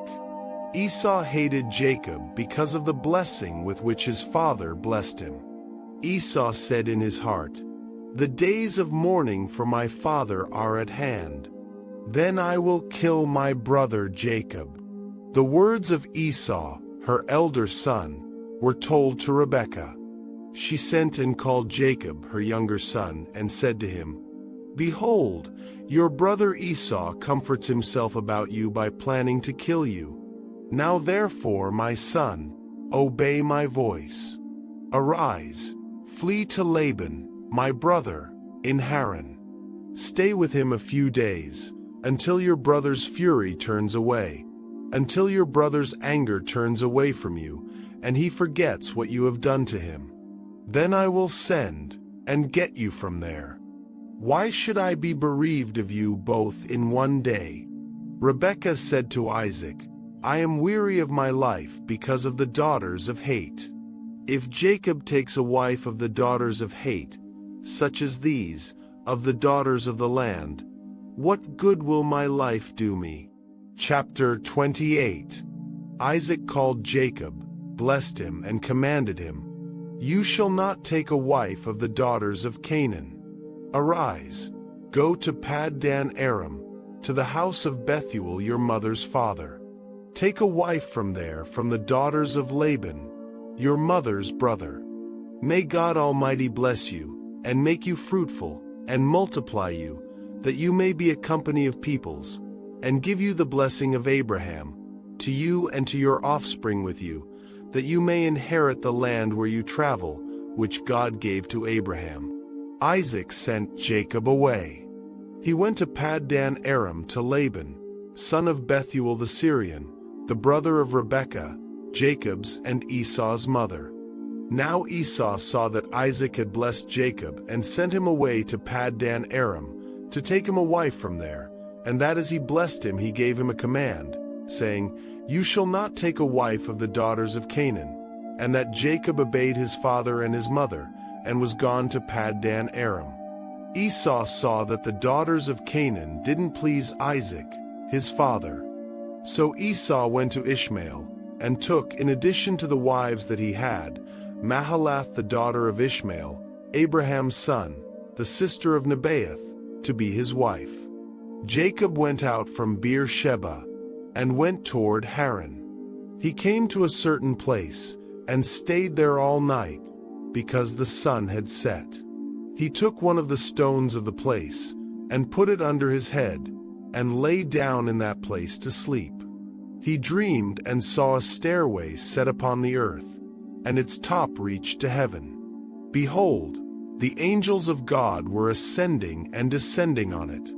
Behold, Yahweh stood above it, and said, I am Yahweh, the God of Abraham your father, and the God of Isaac. I will give the land you lie on to you and to your offspring. Your offspring will be as the dust of the earth, and you will spread abroad to the west, and to the east, and to the north, and to the south. In you and in your offspring, all the families of the earth will be blessed. Behold, I am with you, and will keep you wherever you go, and will bring you again into this land.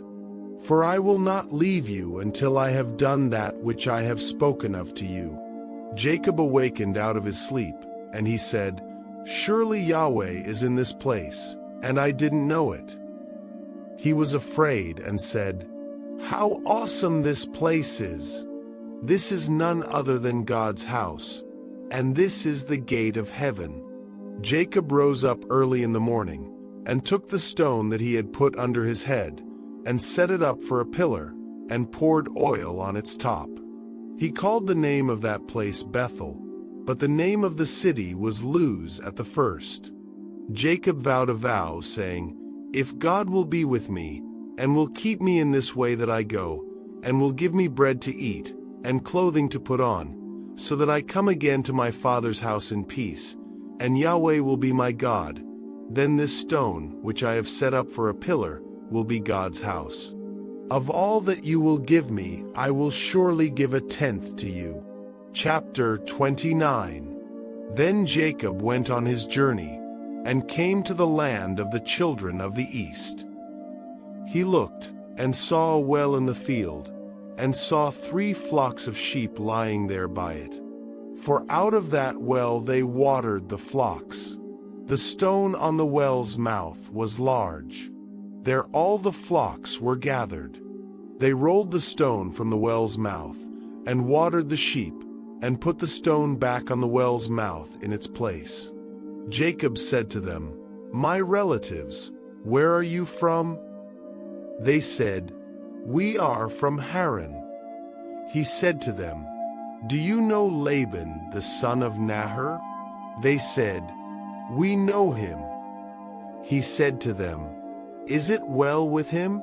They said, "It is well. See, Rachel, his daughter, is coming with the sheep." He said, "Behold, it is still the middle of the day, not time to gather the livestock together. Water the sheep, and go and feed them." They said, "We can't, until all the flocks are gathered together, and they roll the stone from the well's mouth. Then we will water the sheep." While he was yet speaking with them, Rachel came with her father's sheep, for she kept them. When Jacob saw Rachel the daughter of Laban, his mother's brother, and the sheep of Laban, his mother's brother, Jacob went near, and rolled the stone from the well's mouth, and watered the flock of Laban his mother's brother. Jacob kissed Rachel, and lifted up his voice, and wept.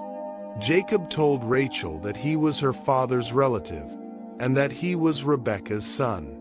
She ran and told her father.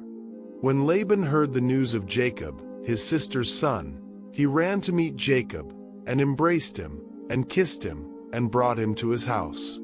Jacob told Laban all these things. Laban said to him, "Surely you are my bone and my flesh." Jacob stayed with him for a month. Laban said to Jacob, "Because you are my relative, should you therefore serve me for nothing? Tell me, what will your wages be?" Laban had 2 daughters. The name of the elder was Leah, and the name of the younger was Rachel. Leah's eyes were weak, but Rachel was beautiful in form and attractive. Jacob loved Rachel. He said, "I will serve you 7 years for Rachel, your younger daughter." Laban said, "It is better that I give her to you than that I should give her to another man. Stay with me." Jacob served 7 years for Rachel. They seemed to him but a few days, for the love he had for her. Jacob said to Laban, "Give me my wife, for my days are fulfilled, that I may go into her." Laban gathered together all the men of the place, and made a feast. In the evening, he took Leah his daughter, and brought her to Jacob. He went into her. Laban gave Zilpah his servant to his daughter Leah for a servant. In the morning, behold, it was Leah. He said to Laban, "What is this you have done to me? Didn't I serve with you for Rachel? Why then have you deceived me?" Laban said, "It is not done so in our place, to give the younger before the firstborn. Fulfill the week of this one, and we will give you the other also for the service which you will serve with me for 7 more years." Jacob did so, and fulfilled her week. He gave him Rachel his daughter as wife.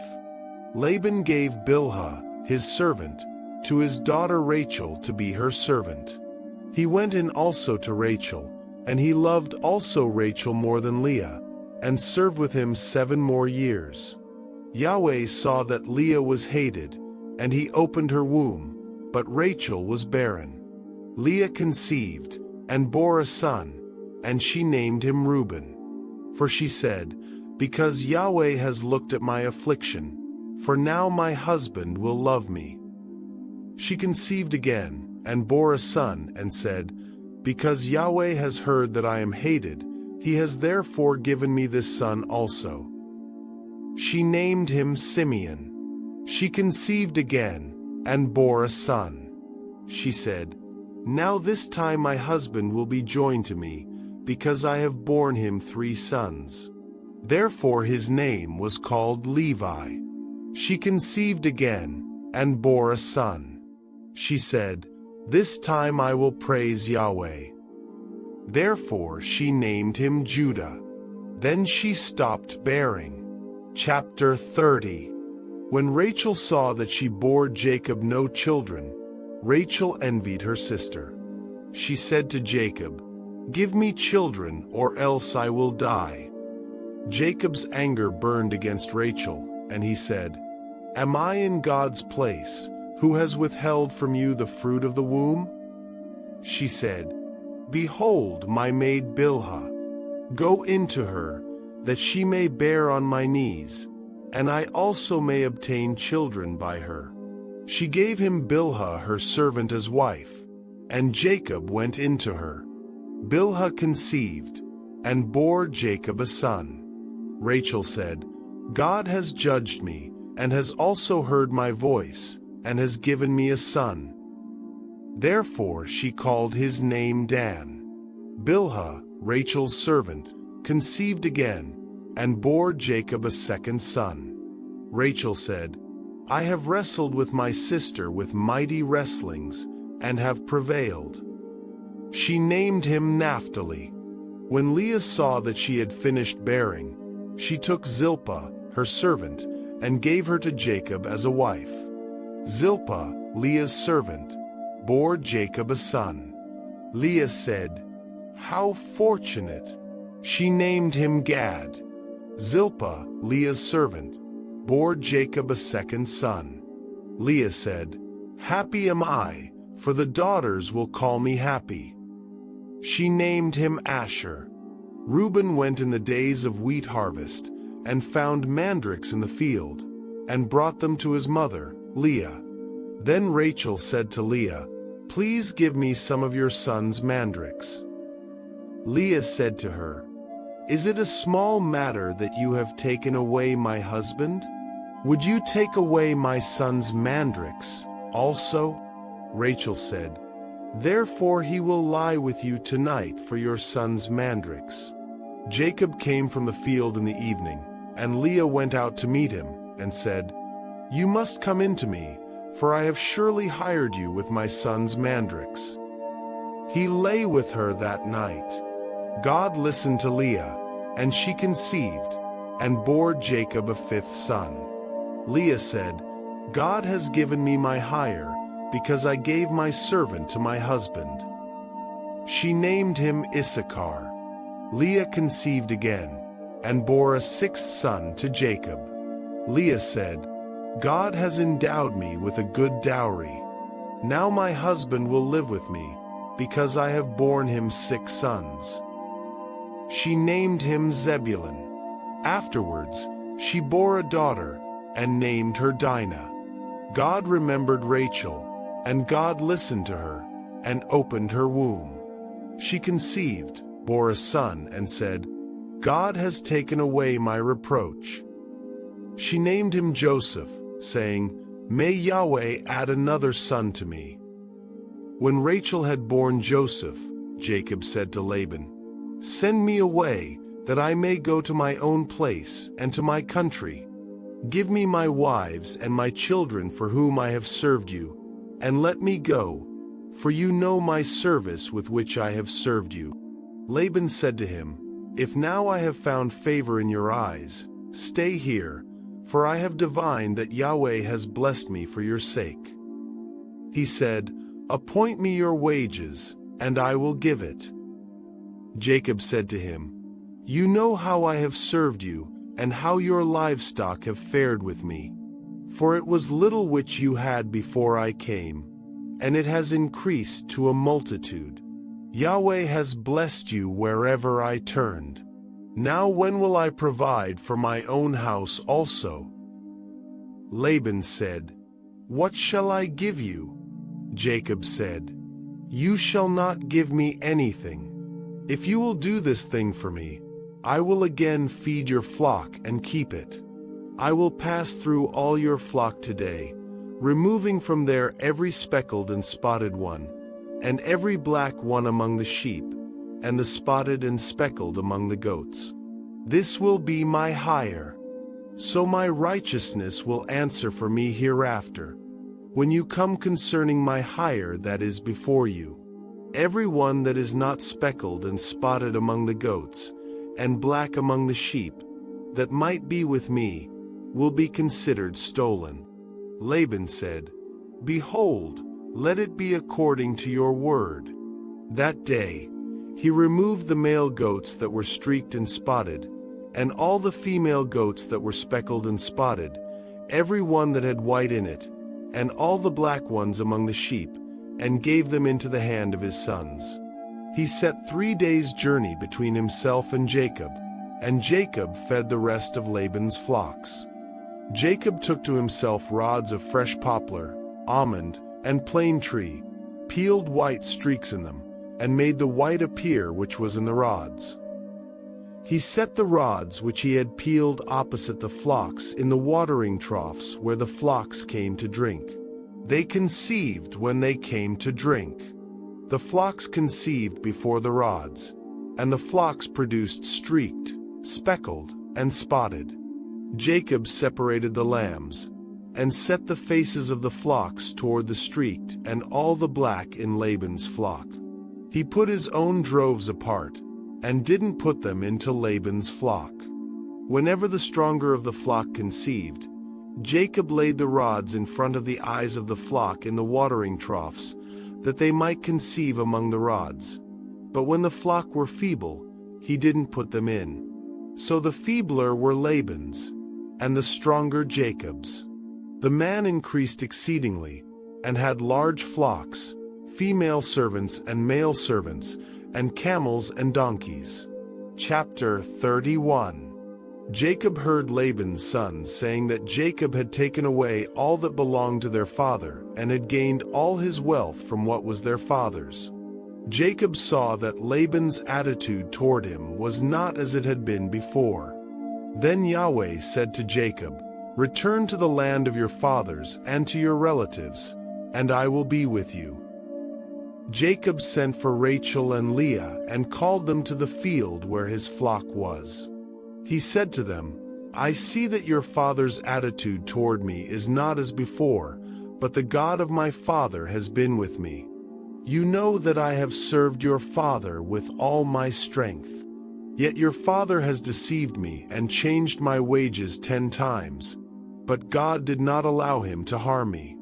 If he said, 'The speckled will be your wages,' then all the flock bore speckled. And if he said, 'The streaked will be your wages,' then all the flock bore streaked. So God has taken away your father's livestock and has given them to me. During the mating season I looked up and saw in a dream that the male goats mating with the flock were streaked, speckled, and spotted. The angel of God said to me in the dream, 'Jacob,' and I said, 'Here I am.' He said, 'Look up and see that all the male goats mating with the flock are streaked, speckled, and spotted, for I have seen all that Laban has been doing to you. I am the God of Bethel, where you anointed a pillar and where you made a vow to me. Now leave this land at once and return to the land of your birth.'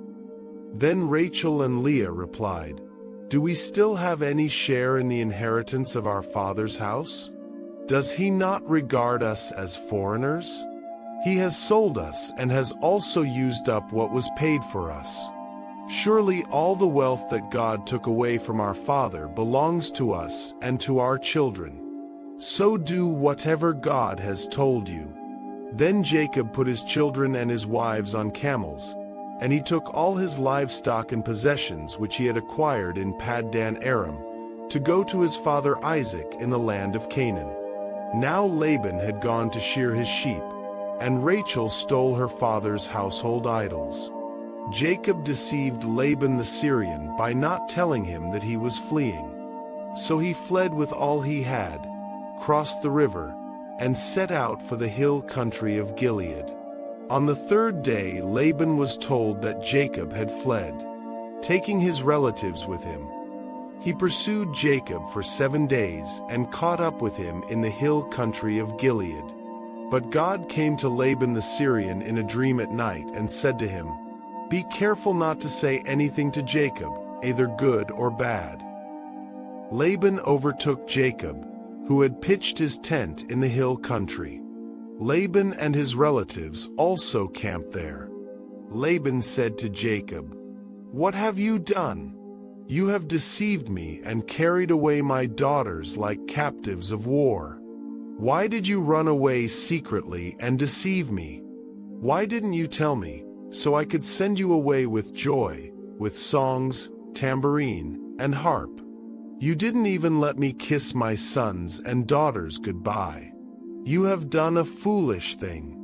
I have the power to harm you, but the God of your father spoke to me last night and said, 'Be careful not to say anything to Jacob, either good or bad.'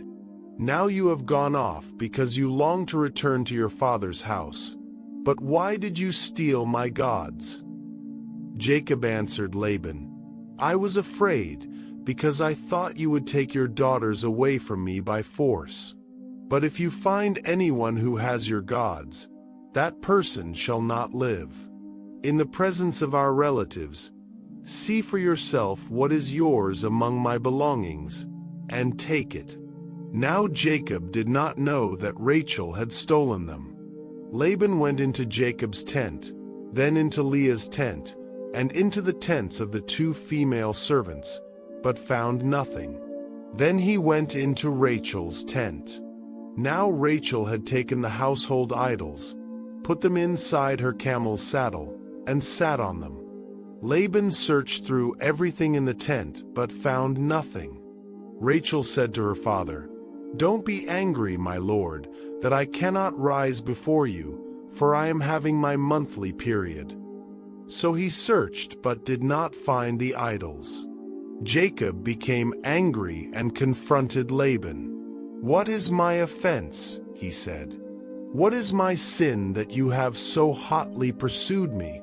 You have searched through all my goods. What have you found that belongs to your household? Put it here before my relatives and yours, and let them judge between us. For 20 years I have been with you. Your sheep and goats have not miscarried, and I have not eaten the rams of your flocks. I did not bring you animals torn by wild beasts. I bore the loss myself. You demanded payment from me for every animal stolen by day or night. The heat consumed me by day, and the cold by night, and sleep fled from my eyes. It was like this for the 20 years I was in your household. I served you 14 years for your 2 daughters and 6 years for your flocks, and you changed my wages 10 times. If the God of my father, the God of Abraham, and the fear of Isaac had not been with me, surely you would have sent me away empty-handed. But God has seen my hardship and the labor of my hands, and last night he rebuked you." Laban answered Jacob, "The daughters are my daughters, the children are my children, the flocks are my flocks, and all you see is mine. But what can I do today about these daughters of mine, or about the children they have borne? Come now, let us make a covenant, you and I, and let it serve as a witness between us." So Jacob took a stone and set it up as a pillar. He said to his relatives, "Gather some stones." They took stones and piled them in a heap, and they ate there by the heap. Laban called it Jegar Sahadutha, but Jacob called it Galeed. Laban said, "This heap is a witness between you and me today." That is why it was called Galeed and also Mizpah, because he said, "May Yahweh watch between you and me when we are apart from each other. If you mistreat my daughters or take any wives besides my daughters, Even though no one is with us, remember that God is witness between you and me." Laban also said to Jacob, "Here is this heap, and here is this pillar I have set up between you and me. This heap is a witness, and this pillar is a witness, that I will not pass beyond this heap to harm you, and that you will not pass beyond this heap and pillar to harm me. May the God of Abraham and the God of Nahor, the God of their father, judge between us." So Jacob swore by the fear of his father Isaac. Jacob offered a sacrifice in the hill country and invited his relatives to a meal. After they had eaten, they spent the night there. Early the next morning, Laban kissed his grandchildren and his daughters and blessed them. Then Laban departed and returned home. Chapter 32. Jacob went on his way, and the angels of God met him. When he saw them, Jacob said, "This is God's army." So he called the name of that place Mahanaim. Jacob sent messengers ahead of him to his brother Esau, to the land of Seir, the country of Edom. He instructed them, saying, "This is what you shall say to my lord Esau. Your servant Jacob says, I have been staying with Laban and have remained there until now. I have cattle, donkeys, flocks, male and female servants. I am sending this message to my lord, that I may find favor in your sight." When the messengers returned to Jacob, they said, "We went to your brother Esau, and now he is coming to meet you, and 400 men are with him." Jacob was greatly afraid and distressed. He divided the people who were with him, along with the flocks, herds, and camels, into 2 groups. He thought, if Esau comes and attacks one group, the group that is left may escape. Then Jacob prayed, "God of my father Abraham, God of my father Isaac, Yahweh, who said to me, 'Return to your country and to your relatives, and I will make you prosper.' I am unworthy of all the kindness and faithfulness you have shown your servant. When I crossed this Jordan, I had only my staff, but now I have become 2 companies. Please deliver me from the hand of my brother Esau, for I fear him, that he may come and attack me and also the mothers with the children. But you said, 'I will surely make you prosper and make your descendants like the sand of the sea, which cannot be counted.'" Jacob spent the night there, and from what he had with him he selected a gift for his brother Esau: 200 female goats and 20 male goats, 200 ewes and 20 rams, 30 milk camels with their colts, 40 cows and 10 bulls, and 20 female donkeys with 10 foals. He put them in the care of his servants, each herd by itself, and said to them, "Go on ahead of me, and keep some space between each herd." He instructed the one in the lead, "When my brother Esau meets you and asks, 'To whom do you belong? Where are you going? And whose animals are these before you?' Then you shall say, 'They belong to your servant Jacob. They are a gift sent to my lord Esau, and he himself is coming behind us.'" He also instructed the second, the third, and all the others who followed the herds, "You are to say the same thing to Esau when you meet him, and be sure to say, 'Your servant Jacob is coming behind us.'" For he thought, "I will appease him with these gifts that go ahead of me. Afterward I will see his face. Perhaps he will accept me."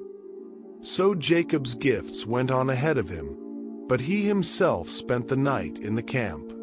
That night Jacob got up, took his 2 wives, his 2 female servants, and his 11 sons, and crossed the ford of the Jabbok. After he had sent them across the stream, he sent over all his possessions. Jacob was left alone, and a man wrestled with him until daybreak. When the man saw that he could not overpower him, he touched the socket of Jacob's hip so that his hip was dislocated as he wrestled. Then the man said, "Let me go, for the day breaks." But Jacob replied, I will not let you go unless you bless me." The man asked him, "What is your name?" He answered, "Jacob." Then he said, "Your name will no longer be Jacob, but Israel, because you have struggled with God and with men, and have prevailed." Jacob said, "Please tell me your name." But he replied, "Why do you ask my name?" And he blessed him there. So Jacob called the place Peniel, saying, "It is because I have seen God face to face, and yet my life is preserved." The sun rose upon him as he passed Peniel, and he was limping because of his hip. That is why, to this day, the Israelites do not eat the tendon attached to the socket of the hip, because the socket of Jacob's hip was touched near that tendon. Chapter 33. Jacob lifted up his eyes and saw that Esau was coming, and with him 400 men. He divided the children among Leah, Rachel, and the 2 servants. He put the servants and their children in front, Leah and her children next, and Rachel and Joseph at the rear. He himself went on ahead of them and bowed to the ground 7 times as he approached his brother. Esau ran to meet him, embraced him, threw his arms around his neck, and kissed him, and they wept. Then Esau looked up and saw the women and children and said, "Who are these with you?" Jacob replied, "The children whom God has graciously given your servant." Then the servants came forward with their children, and they bowed down. Next, Leah and her children came and bowed down. Finally, Joseph and Rachel came and bowed down. Esau asked, "What do you mean by all these droves I met?" Jacob replied, "To find favor in your sight, my lord." But Esau said, "I already have plenty, my brother. Keep what you have for yourself." Jacob said, "No, please. If I have found favor in your eyes, accept this gift from me, for to see your face is like seeing the face of God, now that you have received me favorably. Please take the gift I have brought you, because God has been gracious to me, and I have all I need." And because Jacob insisted, Esau accepted it. Then Esau said, "Let us be on our way. I'll go ahead of you." But Jacob replied, "My Lord knows that the children are weak and that the flocks and herds with me are nursing. If they are driven hard for even one day, all the animals will die. Please let my Lord go ahead of his servant, while I move along slowly at the pace of the livestock and the children, until I come to my Lord in Seir." Esau said, "Then let me leave some of my men with you." Jacob replied, "Why do that? Just let me find favor in the eyes of my Lord." So that day Esau started on his way back to Seir. But Jacob went to Succoth, where he built himself a house and made shelters for his livestock. That is why the place was called Succoth. After Jacob came from Paddan Aram, he arrived safely at the city of Shechem in the land of Canaan and camped within sight of the city. For 100 pieces of silver he bought from the sons of Hamor, the father of Shechem, the plot of land where he had pitched his tent. There he set up an altar and called it El Elohe Israel. Chapter 34. Dinah, the daughter of Leah, whom she bore to Jacob, went out to see the daughters of the land. Shechem, the son of Hamor the Hivite, the prince of the land, saw her. He took her, lay with her, and humbled her. His soul was drawn to Dinah, the daughter of Jacob.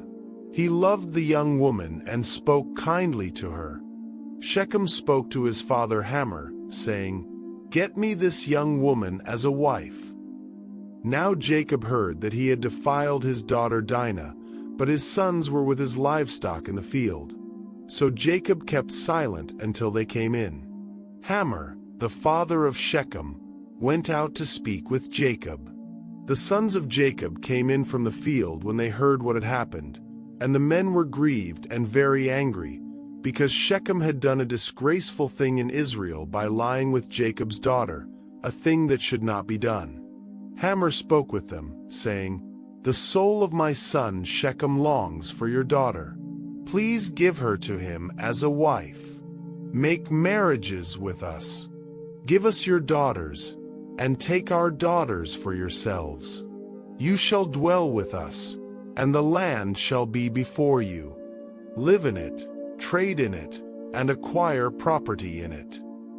Shechem also said to her father and brothers, "Let me find favor in your eyes, and whatever you say to me I will give.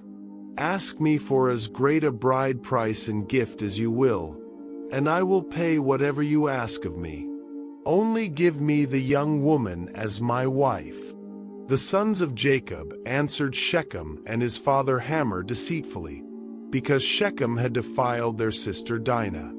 They said to them, "We cannot do this thing, to give our sister to one who is uncircumcised, for that would be a disgrace to us.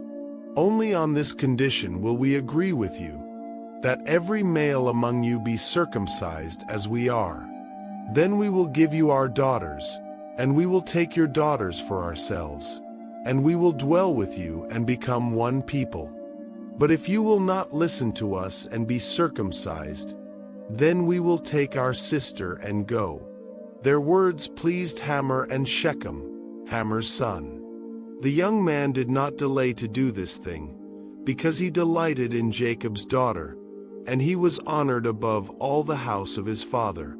Hamor and his son Shechem went to the gate of their city and spoke to the men of their city, saying, "These men are friendly with us.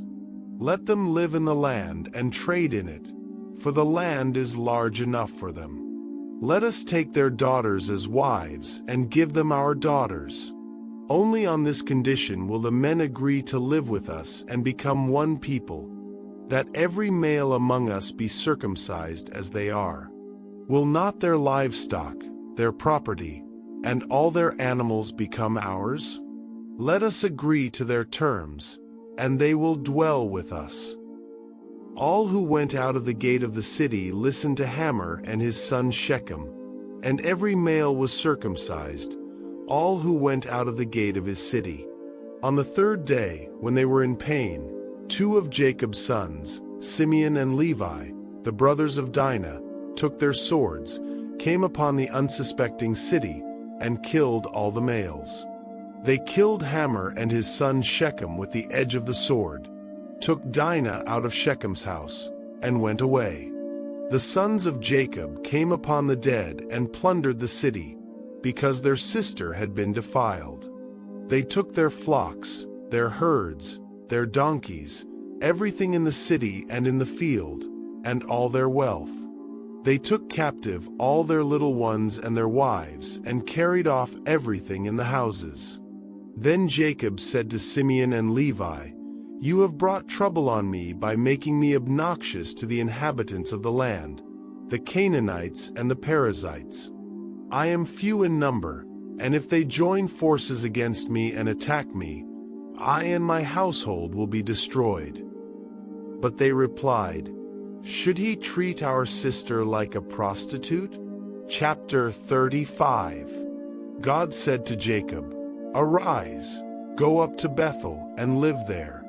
Make an altar there to God, who appeared to you when you fled from the face of Esau your brother."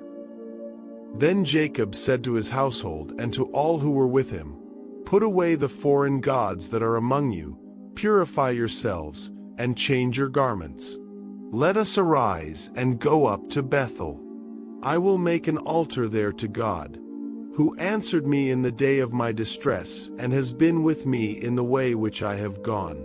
They gave to Jacob all the foreign gods which were in their hands, and the rings which were in their ears.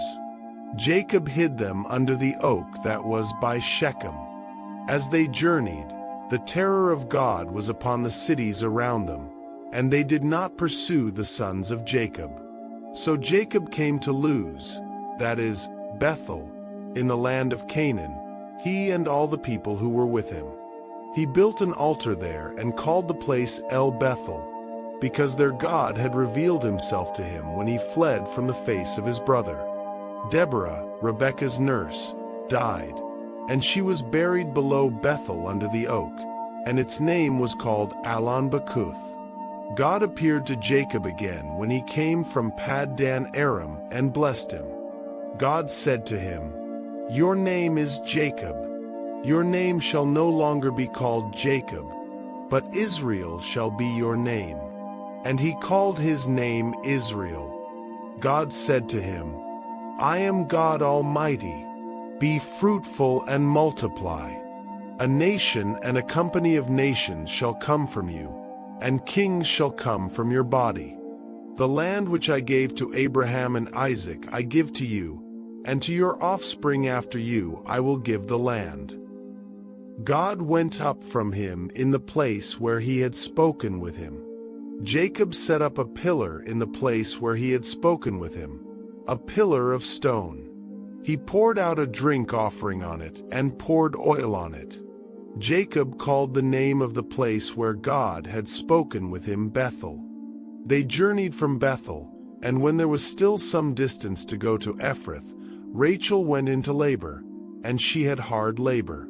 When she was in severe labor, the midwife said to her, "Do not be afraid, for you have another son."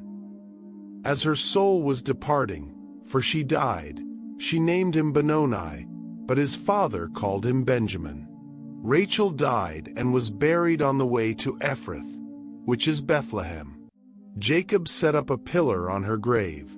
It is the pillar of Rachel's grave to this day. Israel journeyed on and pitched his tent beyond the tower of Eder. While Israel lived in that land, Reuben went and lay with Bilhah, his father's concubine, and Israel heard of it. Now the sons of Jacob were 12. The sons of Leah, Reuben, Jacob's firstborn, Simeon, Levi, Judah, Issachar, and Zebulun. The sons of Rachel, Joseph and Benjamin. The sons of Bilhah, Rachel's servant, Dan and Naphtali. The sons of Zilpah, Leah's servant, Gad and Asher. These are the sons of Jacob who were born to him in Paddan Aram. Jacob came to Isaac his father at Mamre, to Kiriath Arba, that is, Hebron, where Abraham and Isaac had sojourned. The days of Isaac were 180 years. Isaac breathed his last and died, and was gathered to his people, old and full of days. Esau and Jacob, his sons, buried him. Chapter 36. Now this is the history of the generations of Esau, that is, Edom. Esau took his wives from the daughters of Canaan, Adah the daughter of Elon, the Hittite, and Oholibamah the daughter of Anna, the daughter of Zibeon, the Hivite, and Basemath, Ishmael's daughter, sister of Nebaioth. Adah bore to Esau Eliphaz. Basemath bore Ruel.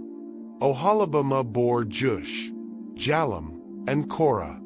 These are the sons of Esau, who were born to him in the land of Canaan. Esau took his wives, his sons, his daughters, and all the members of his household, with his livestock, all his animals, and all his possessions, which he had gathered in the land of Canaan, and went into a land away from his brother Jacob. For their substance was too great for them to dwell together, and the land of their travels couldn't bear them because of their livestock. Esau lived in the hill country of Seir. Esau is Edom. This is the history of the generations of Esau, the father of the Edomites in the hill country of Seir. These are the names of Esau's sons: Eliphaz, the son of Adah, the wife of Esau, and Ruel, the son of Basemath, the wife of Esau. The sons of Eliphaz were Taman, Omar, Zepho, and Gatam, and Kenaz. Timnah was concubine to Eliphaz, Esau's son, and she bore to Eliphaz Amalek. These are the descendants of Adah, Esau's wife. These are the sons of Ruel: Nahath, Zerah, Shammah, and Mizah. These were the descendants of Basemath, Esau's wife.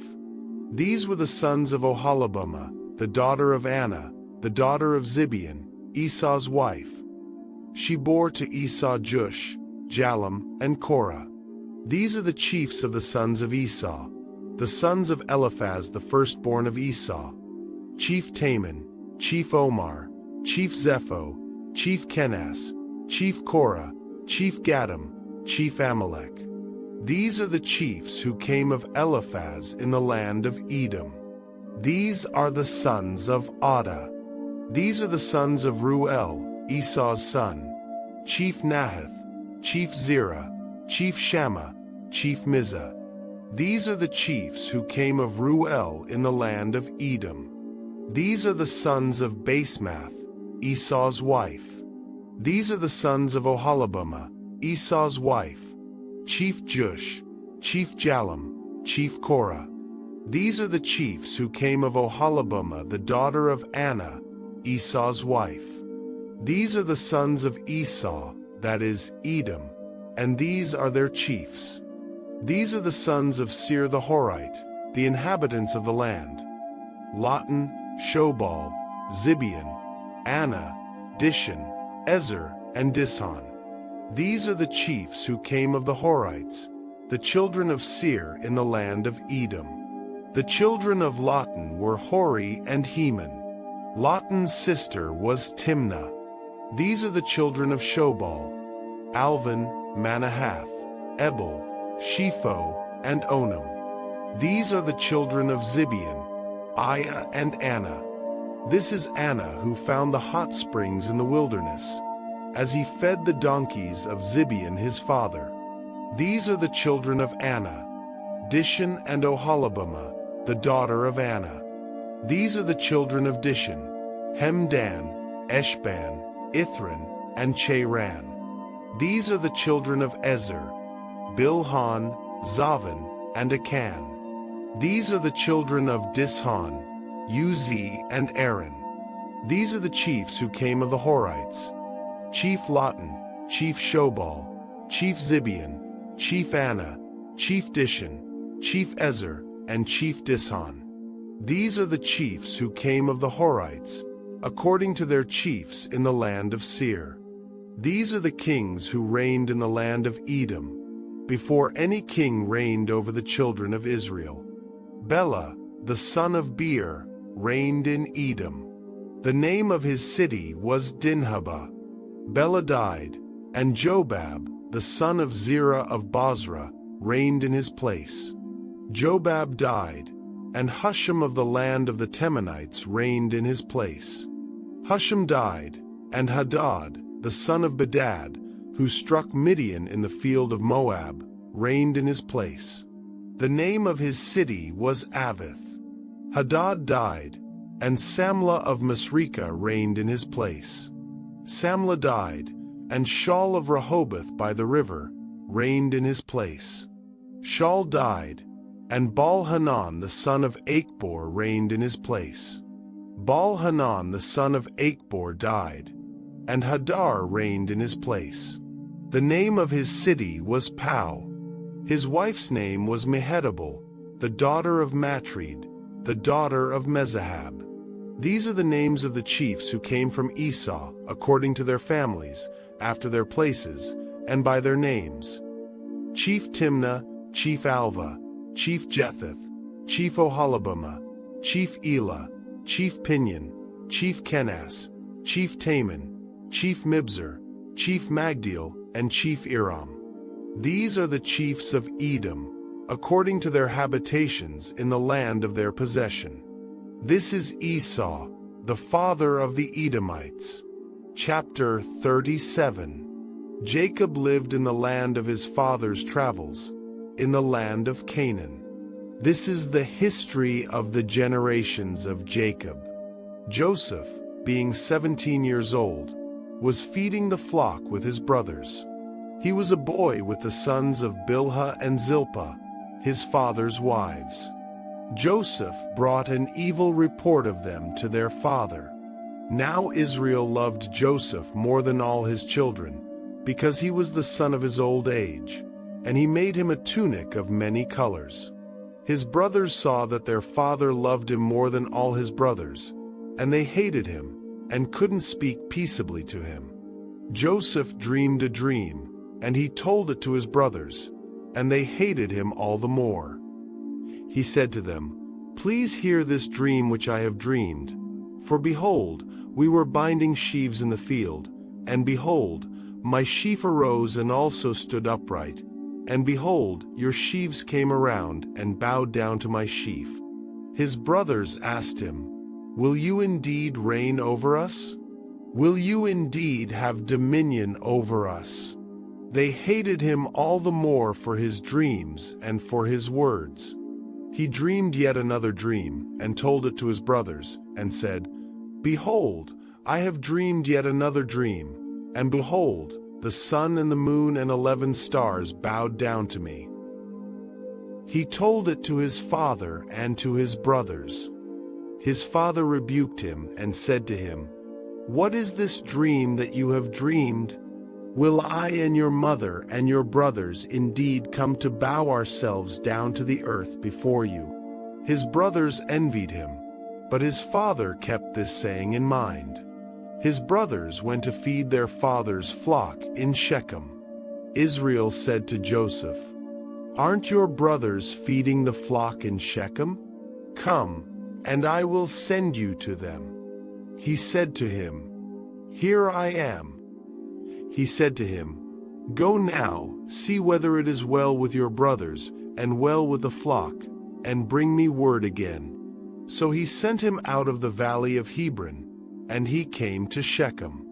A certain man found him, and behold, he was wandering in the field. The man asked him, "What are you looking for?" He said, "I am looking for my brothers. Tell me, please, where they are feeding the flock." The man said, "They have left here, for I heard them say, 'Let's go to Dothan.'"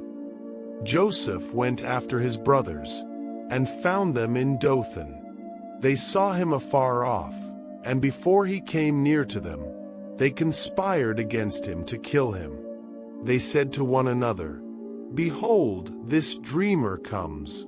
Come now therefore, and let's kill him, and cast him into one of the pits, and we will say, 'An evil animal has devoured him.' We will see what will become of his dreams." Reuben heard it, and delivered him out of their hand, and said, "Let's not take his life." Reuben said to them, "Shed no blood. Throw him into this pit that is in the wilderness, but lay no hand on him, that he might deliver him out of their hand, to restore him to his father." When Joseph came to his brothers, they stripped Joseph of his tunic, the tunic of many colors that was on him, and they took him and threw him into the pit. The pit was empty. There was no water in it. They sat down to eat bread, and they lifted up their eyes and looked, and saw a caravan of Ishmaelites coming from Gilead, with their camels bearing spices and balm and myrrh, going to carry it down to Egypt. Judah said to his brothers, "What profit is it if we kill our brother and conceal his blood? Come, and let's sell him to the Ishmaelites, and not let our hand be on him. For he is our brother, our flesh." His brothers listened to him. Midianites who were merchants passed by, and they drew and lifted up Joseph out of the pit, and sold Joseph to the Ishmaelites for 20 pieces of silver. The merchants brought Joseph into Egypt. Reuben returned to the pit, and saw that Joseph wasn't in the pit, and he tore his clothes. He returned to his brothers and said, "The child is no more, and where will I go?" They took Joseph's tunic, and killed a male goat, and dipped the tunic in the blood. They took the tunic of many colors, and they brought it to their father, and said, "We have found this. Examine it now, and see if it is your son's tunic or not." He recognized it, and said, "It is my son's tunic. An evil animal has devoured him." Joseph is without doubt torn in pieces. Jacob tore his clothes, and put sackcloth on his waist, and mourned for his son many days. All his sons and all his daughters rose up to comfort him, but he refused to be comforted. He said, "For I will go down to Sheol to my son mourning." His father wept for him. The Midianites sold him into Egypt to Potiphar, an officer of Pharaoh's, the captain of the guard. Chapter 38. At that time, Judah went down from his brothers, and visited a certain Adullamite, whose name was Hira. There, Judah saw the daughter of a certain Canaanite man named Shua. He took her, and went into her. She conceived, and bore a son, and he named him Er. She conceived again, and bore a son, and she named him Onan. She yet again bore a son, and named him Shelah. He was at Chezib when she bore him. Judah took a wife for Er, his firstborn, and her name was Tamar. Er, Judah's firstborn, was wicked in Yahweh's sight. So Yahweh killed him. Judah said to Onan, "Go in to your brother's wife, and perform the duty of a husband's brother to her, and raise up offspring for your brother." Onan knew that the offspring wouldn't be his, and when he went in to his brother's wife, he spilled his semen on the ground, lest he should give offspring to his brother. The thing which he did was evil in Yahweh's sight, and he killed him also. Then Judah said to Tamar, his daughter-in-law, "Remain a widow in your father's house, until Shelah my son is grown up," for he said, "Lest he also die like his brothers." Tamar went and lived in her father's house. After many days, Shua's daughter, the wife of Judah, died. Judah was comforted, and went up to his sheep shearers to Timnah, he and his friend Hira, the Adullamite. Tamar was told, "Behold, your father-in-law is going up to Timnah to shear his sheep." She took off the garments of her widowhood, and covered herself with her veil, and wrapped herself, and sat in the gate of Enaim, which is on the way to Timnah. For she saw that Shelah was grown up, and she wasn't given to him as a wife. When Judah saw her, he thought that she was a prostitute, for she had covered her face. He turned to her by the way, and said, "Please come, let me come in to you," for he didn't know that she was his daughter-in-law. She said, "What will you give me, that you may come in to me?" He said, "I will send you a young goat from the flock." She said, "Will you give me a pledge until you send it?" He said, "What pledge will I give you?"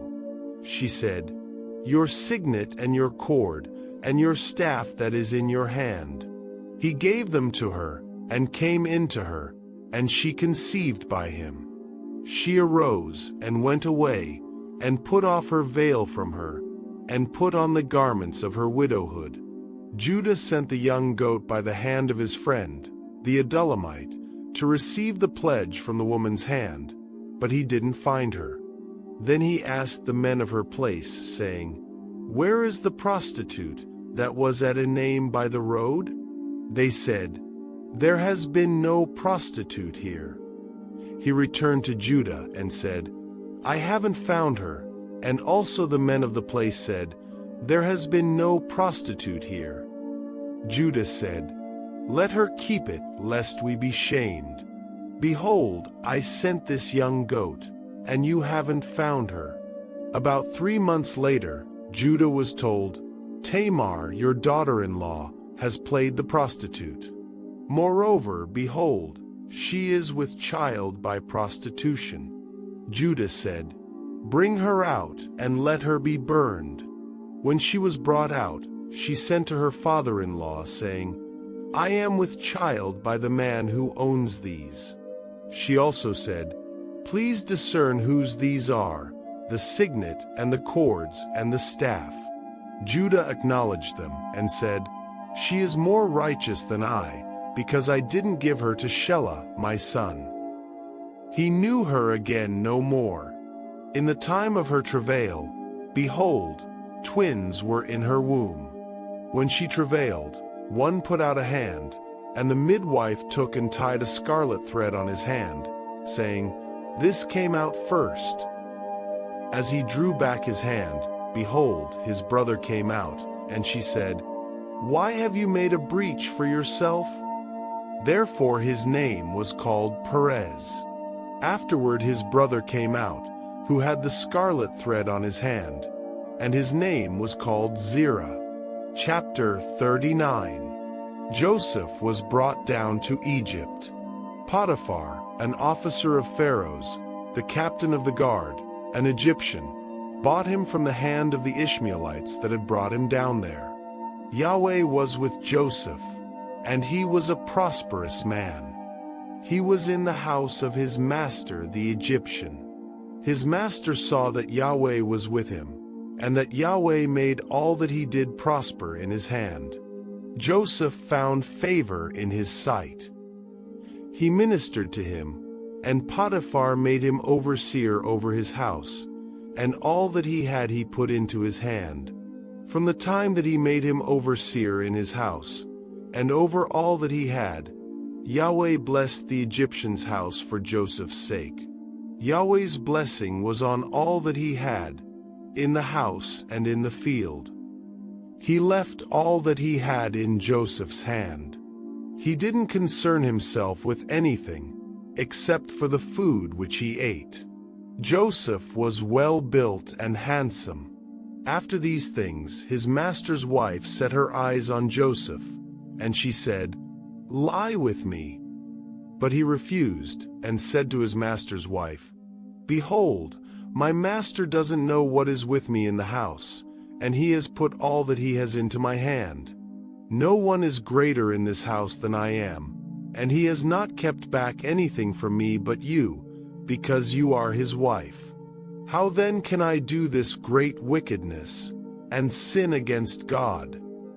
As she spoke to Joseph day by day, he didn't listen to her, to lie by her, or to be with her.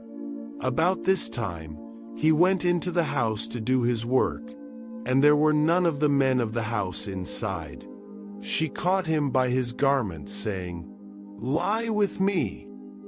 He left his garment in her hand, and ran outside.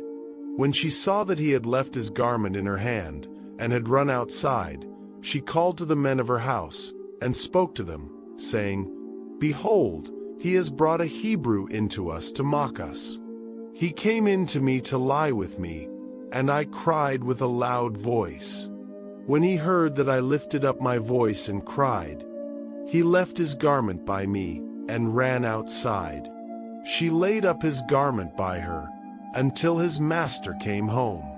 She spoke to him according to these words, saying, "The Hebrew servant, whom you have brought to us, came in to me to mock me, and as I lifted up my voice and cried, he left his garment by me, and ran outside."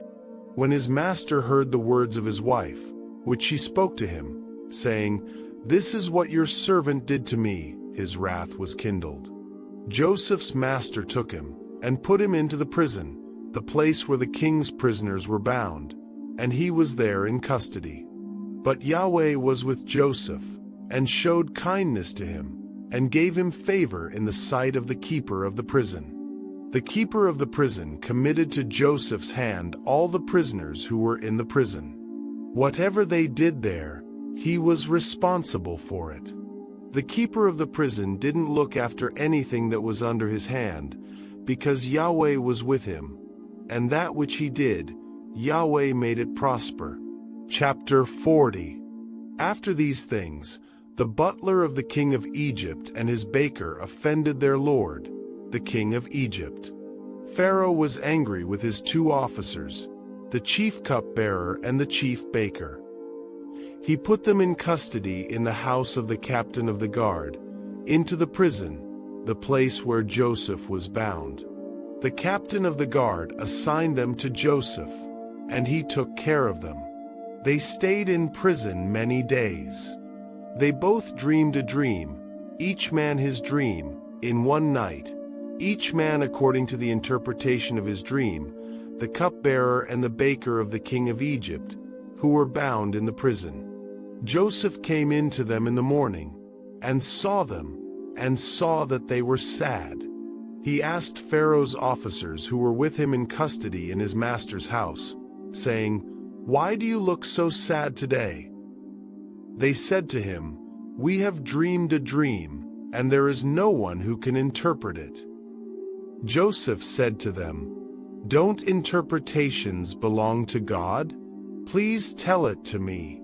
The chief cupbearer told his dream to Joseph and said to him, "In my dream, behold, a vine was in front of me, and in the vine were 3 branches. It was as though it budded, it blossomed, and its clusters produced ripe grapes.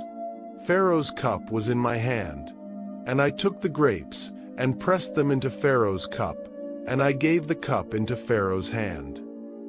Joseph said to him, "This is its interpretation. The 3 branches are 3 days. Within 3 more days, Pharaoh will lift up your head and restore you to your office. You will give Pharaoh's cup into his hand, the way you did when you were his cupbearer. But remember me when it is well with you. Please show kindness to me, and make mention of me to Pharaoh, and bring me out of this house. For indeed, I was stolen away out of the land of the Hebrews, and here also I have done nothing that they should put me into the dungeon."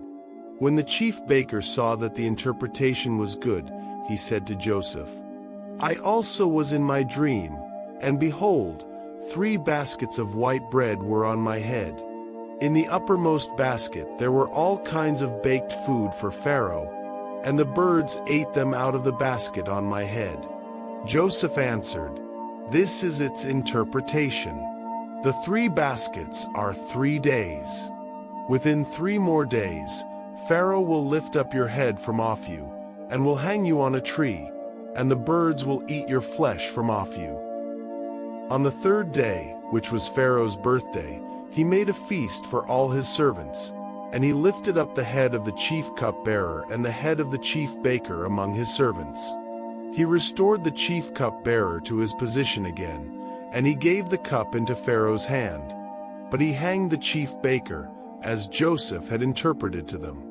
Yet the chief cupbearer didn't remember Joseph, but forgot him. Chapter 41. At the end of 2 full years, Pharaoh dreamed, and behold, he stood by the river. Behold, 7 cattle came up out of the river. They were sleek and fat, and they fed in the marsh grass. Behold, 7 other cattle came up after them out of the river, ugly and thin, and stood by the other cattle on the brink of the river. The ugly and thin cattle ate up the 7 sleek and fat cattle.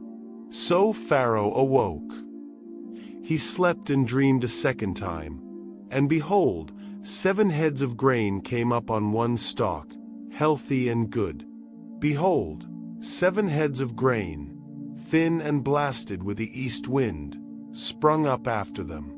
The thin heads of grain swallowed up the 7 healthy and full ears. Pharaoh awoke, and behold, it was a dream. In the morning, his spirit was troubled, and he sent and called for all of Egypt's magicians and wise men. Pharaoh told them his dreams, but there was no one who could interpret them to Pharaoh. Then the chief cupbearer spoke to Pharaoh, saying, "I remember my faults today. Pharaoh was angry with his servants, and put me in custody in the house of the captain of the guard, with the chief baker. We dreamed a dream in one night, he and I. Each man dreamed according to the interpretation of his dream. There was with us there a young man, a Hebrew, servant to the captain of the guard, and we told him, and he interpreted to us our dreams. He interpreted to each man according to his dream. As he interpreted to us, so it was. He restored me to my office, and he hanged him. Then Pharaoh sent and called Joseph, and they brought him hastily out of the dungeon. He shaved himself, changed his clothing, and came in to Pharaoh. Pharaoh said to Joseph, "I have dreamed a dream, and there is no one who can interpret it. I have heard it said of you, that when you hear a dream you can interpret it." Joseph answered Pharaoh, saying, "It isn't in me. God will give Pharaoh an answer of peace." Pharaoh spoke to Joseph, "In my dream, behold, I stood on the brink of the river, and behold, 7 fat and sleek cattle came up out of the river. They fed in the marsh grass. And behold, 7 other cattle came up after them, poor and very ugly and thin, such as I never saw in all the land of Egypt for ugliness. The thin and ugly cattle ate up the first 7 fat cattle, and when they had eaten them up, it couldn't be known that they had eaten them, but they were still ugly, as at the beginning. So I awoke. I saw in my dream, and behold, 7 heads of grain came up on one stalk, full and good, and behold, 7 heads of grain, withered, thin, and blasted with the east wind, sprung up after them. The thin heads of grain swallowed up the 7 good heads of grain. I told it to the magicians, but there was no one who could explain it to me." Joseph said to Pharaoh, "The dream of Pharaoh is one. What God is about to do he has declared to Pharaoh. The 7 good cattle are 7 years, and the 7 good heads of grain are 7 years. The dream is one. The 7 thin and ugly cattle that came up after them are 7 years, and also the 7 empty heads of grain blasted with the east wind. They will be 7 years of famine. That is the thing which I have spoken to Pharaoh. God has shown Pharaoh what he is about to do. Behold, 7 years of great plenty throughout all the land of Egypt are coming. 7 years of famine will arise after them, and all the plenty will be forgotten in the land of Egypt. The famine will consume the land, and the plenty will not be known in the land by reason of that famine which follows, for it will be very grievous. The dream was double to Pharaoh, because the thing is established by God, and God will shortly bring it to pass. Now therefore let Pharaoh look for a discreet and wise man, and set him over the land of Egypt. Let Pharaoh do this, and let him appoint overseers over the land, and take up the 5th part of the land of Egypt's produce in the 7 plenteous years. Let them gather all the food of these good years that come, and store grain under the hand of Pharaoh for food in the cities, and let them keep it. The food will be to supply the land against the 7 years of famine, which will be in the land of Egypt, so that the land will not perish through the famine." The thing was good in the eyes of Pharaoh, and in the eyes of all his servants. Pharaoh said to his servants, "Can we find such a one as this, a man in whom is the Spirit of God?" Pharaoh said to Joseph, "Because God has shown you all of this, there is no one so discreet and wise as you. You shall be over my house. All my people will be ruled according to your word. Only in the throne I will be greater than you." Pharaoh said to Joseph, "Behold, I have set you over all the land of Egypt." Pharaoh took off his signet ring from his hand, and put it on Joseph's hand, and arrayed him in robes of fine linen, and put a gold chain about his neck. He made him ride in the 2nd chariot which he had. They cried before him, "Bow the knee." He set him over all the land of Egypt. Pharaoh said to Joseph, "I am Pharaoh. Without you, no man shall lift up his hand or his foot in all the land of Egypt." Pharaoh called Joseph's name Zaphenath-Paneah. He gave him Asenath, the daughter of Potiphar priest of On, as a wife. Joseph went out over the land of Egypt. Joseph was 30 years old when he stood before Pharaoh king of Egypt. Joseph went out from the presence of Pharaoh, and went throughout all the land of Egypt. In the 7 plenteous years the earth produced abundantly. He gathered up all the food of the 7 years which were in the land of Egypt, and laid up the food in the cities. He stored food in each city from the fields around that city.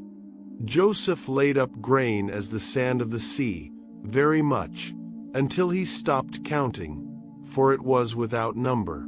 To Joseph were born 2 sons before the year of famine came, whom Asenath, the daughter of Potiphar priest of On, bore to him. Joseph called the name of the firstborn Manasseh, for, he said, God has made me forget all my toil and all my father's house.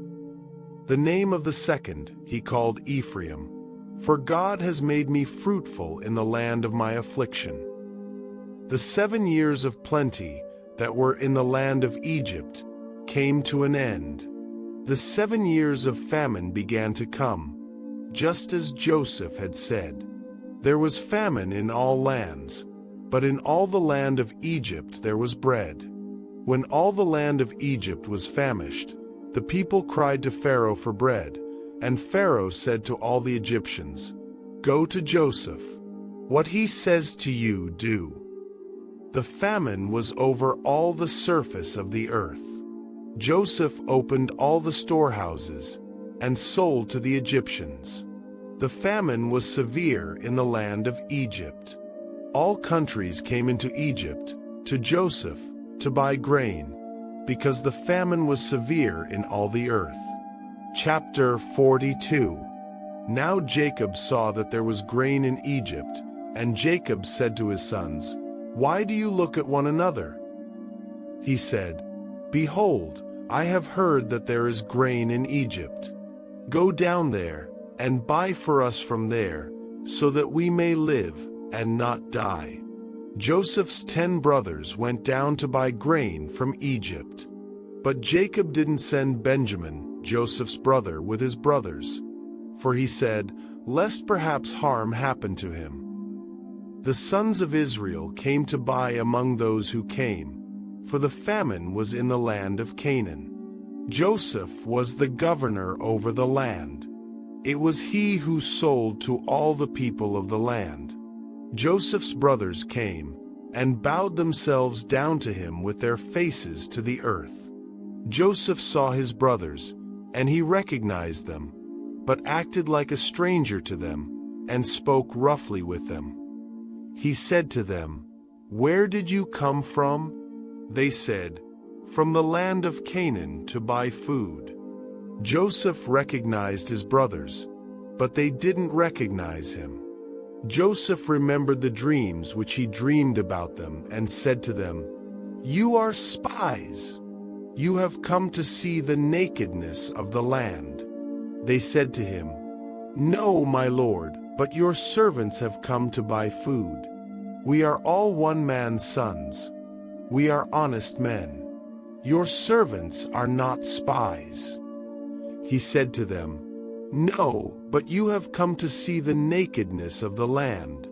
They said, "We, your servants, are 12 brothers, the sons of one man in the land of Canaan.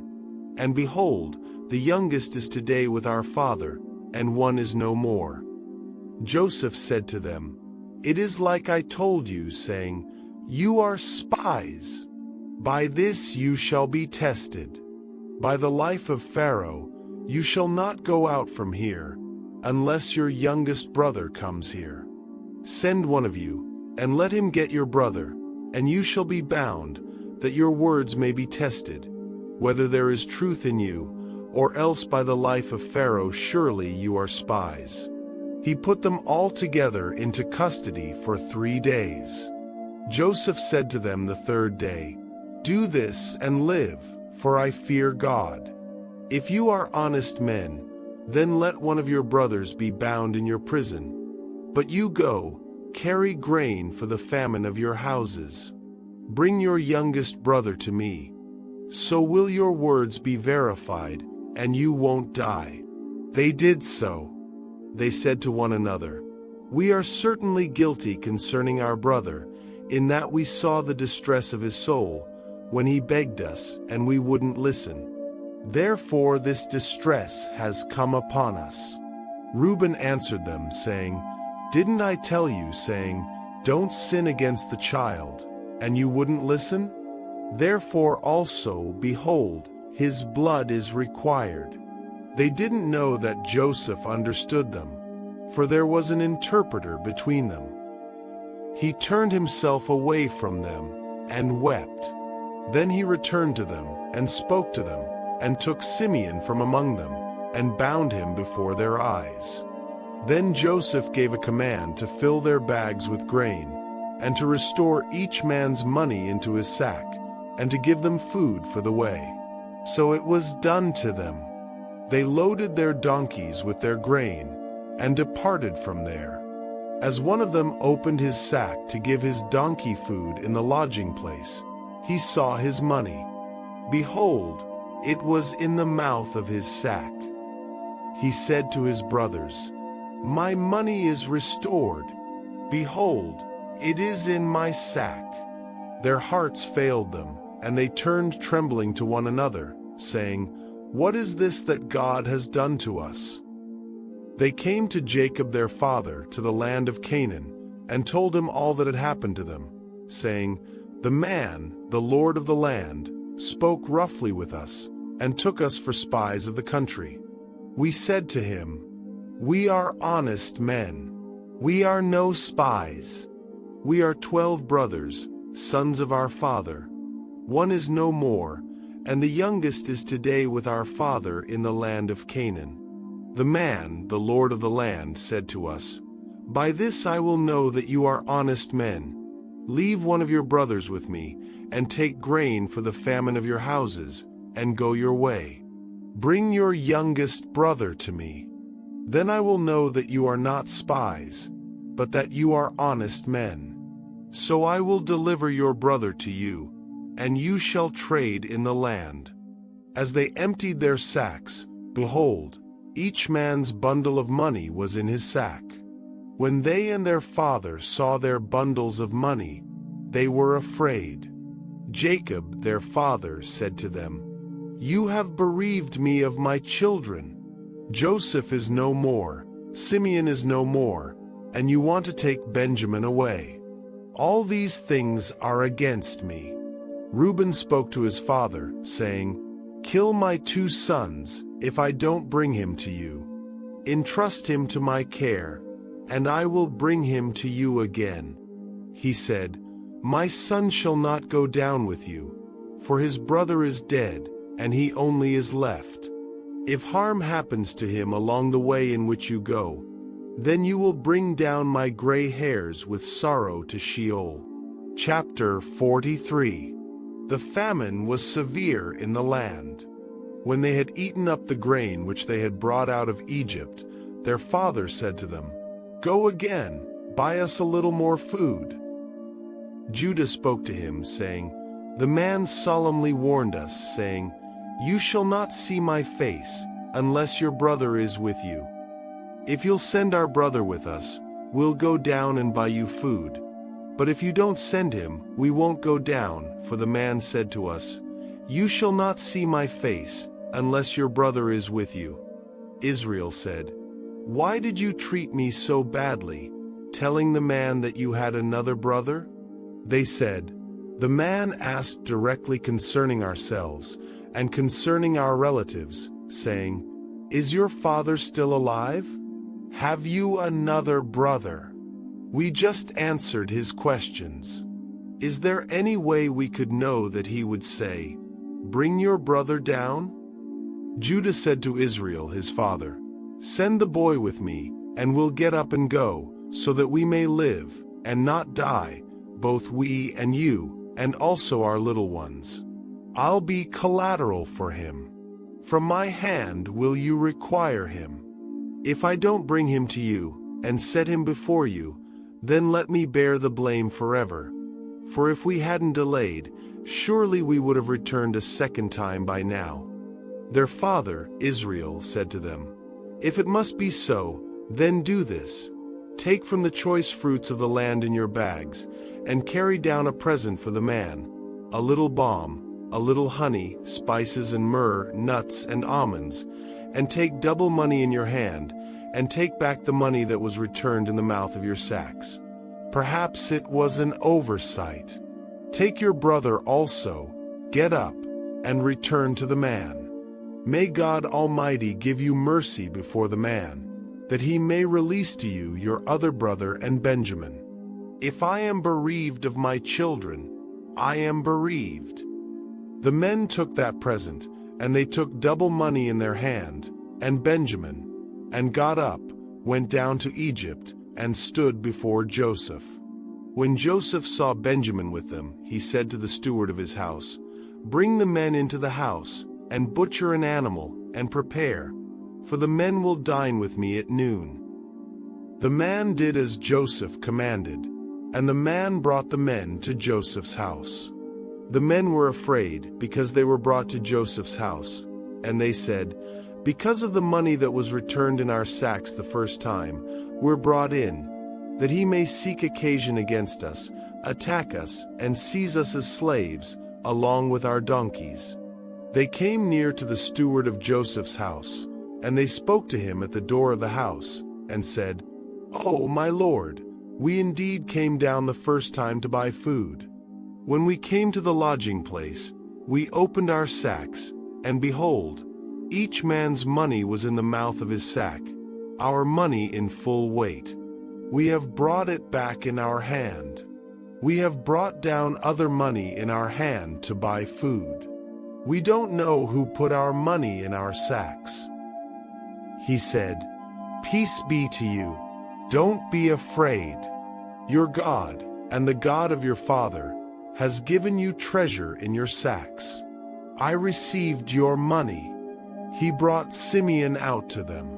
The man brought the men into Joseph's house, and gave them water, and they washed their feet. He gave their donkeys fodder.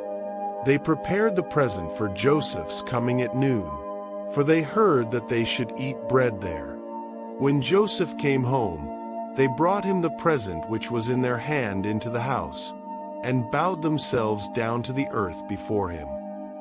He asked them of their welfare, and said, "Is your father well, the old man of whom you spoke? Is he yet alive?" They said, "Your servant, our father, is well. He is still alive." They bowed down humbly. He lifted up his eyes, and saw Benjamin, his brother, his mother's son, and said, "Is this your youngest brother of whom you spoke to me?" He said, "God be gracious to you, my son." Joseph hurried, for his heart yearned over his brother, and he sought a place to weep. He entered into his room, and wept there. He washed his face, and came out. He controlled himself, and said, "Serve the meal." They served him by himself, and them by themselves, and the Egyptians who ate with him by themselves, because the Egyptians don't eat with the Hebrews, for that is an abomination to the Egyptians. They sat before him, the firstborn according to his birthright, and the youngest according to his youth, and the men marveled with one another. He sent portions to them from before him, but Benjamin's portion was 5 times as much as any of theirs. They drank, and were merry with him. Chapter 44. He commanded the steward of his house, saying, "Fill the men's sacks with food, as much as they can carry, and put each man's money in his sack's mouth. Put my cup, the silver cup, in the sack's mouth of the youngest, with his grain money." He did according to the word that Joseph had spoken. As soon as the morning was light, the men were sent away, they and their donkeys. When they had gone out of the city, and were not yet far off, Joseph said to his steward, "Up, follow after the men. When you overtake them, ask them, 'Why have you rewarded evil for good? Isn't this that from which my Lord drinks, and by which he indeed divines? You have done evil in so doing.'" He overtook them, and he spoke these words to them. They said to him, Why does my Lord speak such words as these? Far be it from your servants that they should do such a thing. Behold, the money which we found in our sacks' mouths, we brought again to you out of the land of Canaan. How then should we steal silver or gold out of your Lord's house? With whomever of your servants it is found, let him die, and we also will be my Lord's slaves. He said, Now also let it be according to your words. He with whom it is found will be my slave, and you will be blameless. Then they hurried, and each man took his sack down to the ground, and each man opened his sack. He searched, beginning with the oldest, and ending at the youngest. The cup was found in Benjamin's sack. Then they tore their clothes, and each man loaded his donkey, and returned to the city. Judah and his brothers came to Joseph's house, and he was still there. They fell on the ground before him. Joseph said to them, What deed is this that you have done? Don't you know that such a man as I can indeed do divination? Judah said, What will we tell my Lord? What will we speak? How will we clear ourselves? God has found out the iniquity of your servants. Behold, we are my Lord's slaves, both we and he also in whose hand the cup is found. He said, Far be it from me that I should do so. The man in whose hand the cup is found, he will be my slave. But as for you, go up in peace to your father. Then Judah came near to him and said, Oh, my Lord, please let your servant speak a word in my Lord's ears, and don't let your anger burn against your servant, for you are even as Pharaoh. My Lord asked his servants, saying, Have you a father or a brother? We said to my Lord, We have a father, an old man, and a child of his old age, a little one, and his brother is dead, and he alone is left of his mother, and his father loves him. You said to your servants, Bring him down to me, that I may set my eyes on him. We said to my Lord, The boy can't leave his father, for if he should leave his father would die. You said to your servants, Unless your youngest brother comes down with you, you will see my face no more. When we came up to your servant my father, we told him the words of my Lord. Our father said, Go again and buy us a little food. We said, We can't go down. If our youngest brother is with us, then we will go down, for we may not see the man's face, unless our youngest brother is with us. Your servant, my father, said to us, You know that my wife bore me 2 sons. One went out from me, and I said, Surely he is torn in pieces, and I haven't seen him since. If you take this one also from me, and harm happens to him, you will bring down my gray hairs with sorrow to Sheol. Now therefore when I come to your servant my father, and the boy is not with us, since his life is bound up in the boy's life, it will happen, when he sees that the boy is no more, that he will die. Your servants will bring down the gray hairs of your servant, our father, with sorrow to Sheol. For your servant became collateral for the boy to my father, saying, If I don't bring him to you, then I will bear the blame to my father forever. Now therefore, please let your servant stay instead of the boy, my Lord's slave, and let the boy go up with his brothers. For how will I go up to my father if the boy isn't with me? Lest I see the evil that will come on my father. Chapter 45. Then Joseph couldn't control himself before all those who stood before him, and he called out, Cause everyone to go out from me. No one else stood with him, while Joseph made himself known to his brothers. He wept aloud. The Egyptians heard, and the house of Pharaoh heard. Joseph said to his brothers, I am Joseph. Does my father still live? His brothers couldn't answer him, for they were terrified at his presence. Joseph said to his brothers, "Come near to me, please." They came near. He said, "I am Joseph, your brother, whom you sold into Egypt. Now don't be grieved, nor angry with yourselves, that you sold me here, for God sent me before you to preserve life. For these 2 years the famine has been in the land, and there are yet 5 years, in which there will be no plowing and no harvest. God sent me before you to preserve for you a remnant in the earth, and to save you alive by a great deliverance. So now it wasn't you who sent me here, but God, and he has made me a father to Pharaoh, lord of all his house, and ruler over all the land of Egypt. Hurry and go up to my father and tell him, 'This is what your son Joseph says, God has made me lord of all Egypt. Come down to me. Don't wait. You shall dwell in the land of Goshen, and you will be near to me, you, your children, your children's children, your flocks, your herds, and all that you have. There I will provide for you, for there are yet 5 years of famine, lest you come to poverty, you and your household and all that you have.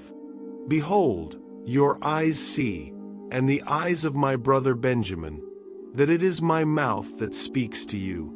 You shall tell my father of all my glory in Egypt, and of all that you have seen. You shall hurry and bring my father down here." He fell on his brother Benjamin's neck and wept, and Benjamin wept on his neck. He kissed all his brothers, and wept on them. After that his brothers talked with him. The report of it was heard in Pharaoh's house, saying, "Joseph's brothers have come." It pleased Pharaoh well, and his servants. Pharaoh said to Joseph, "Tell your brothers, do this, load your animals, and go, travel to the land of Canaan. Take your father and your households, and come to me, and I will give you the good of the land of Egypt, and you will eat the fat of the land. Now you are commanded to do this. Take wagons out of the land of Egypt for your little ones, and for your wives, and bring your father, and come. Also, don't concern yourselves about your belongings, for the good of all the land of Egypt is yours." The sons of Israel did so. Joseph gave them wagons, according to the commandment of Pharaoh, and gave them provision for the way. He gave each one of them changes of clothing, but to Benjamin he gave 300 pieces of silver and 5 changes of clothing. He sent the following to his father: 10 donkeys loaded with the good things of Egypt, and 10 female donkeys loaded with grain and bread and provision for his father by the way. So he sent his brothers away, and they departed. He said to them, "See that you don't quarrel on the way." They went up out of Egypt, and came into the land of Canaan, to Jacob their father. They told him, saying, "Joseph is still alive, and he is ruler over all the land of Egypt." His heart fainted, for he didn't believe them. They told him all the words of Joseph, which he had said to them. When he saw the wagons which Joseph had sent to carry him, the spirit of Jacob, their father, revived. Israel said, "It is enough. Joseph my son is still alive. I will go and see him before I die." Chapter 46.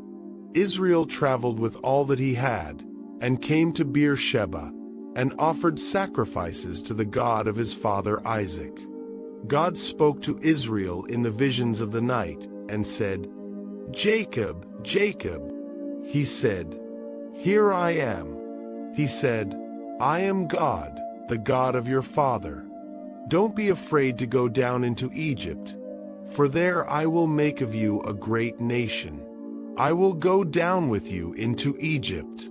I will also surely bring you up again. Joseph's hand will close your eyes." Jacob rose up from Beersheba, and the sons of Israel carried Jacob their father, their little ones, and their wives, in the wagons which Pharaoh had sent to carry him. They took their livestock and their goods, which they had gotten in the land of Canaan, and came into Egypt, Jacob and all his offspring with him, his sons, and his sons' sons with him, his daughters, and his sons' daughters, and he brought all his offspring with him into Egypt. These are the names of the children of Israel who came into Egypt, Jacob and his sons. Reuben, Jacob's firstborn. The sons of Reuben: Hanok, Palu, Hezron, and Carmi. The sons of Simeon: Jemuel, Jamin, Ohad, Jachin, Zohar, and Shaul the son of a Canaanite woman. The sons of Levi: Gershon, Kohath, and Merari. The sons of Judah: Onan, Shelah, Perez, and Zerah. But and Onan died in the land of Canaan. The sons of Perez were Hezron and Hamul. The sons of Issachar: Tola, Puvah, Iab, and Shimron. The sons of Zebulun: Sered, Elon, and Yaliel. These are the sons of Leah, whom she bore to Jacob in Paddan Aram, with his daughter Dinah. All the souls of his sons and his daughters were 33. The sons of Gad: Ziphion, Haggi, Shuni, Esben, Eri, Arodi, and Areli.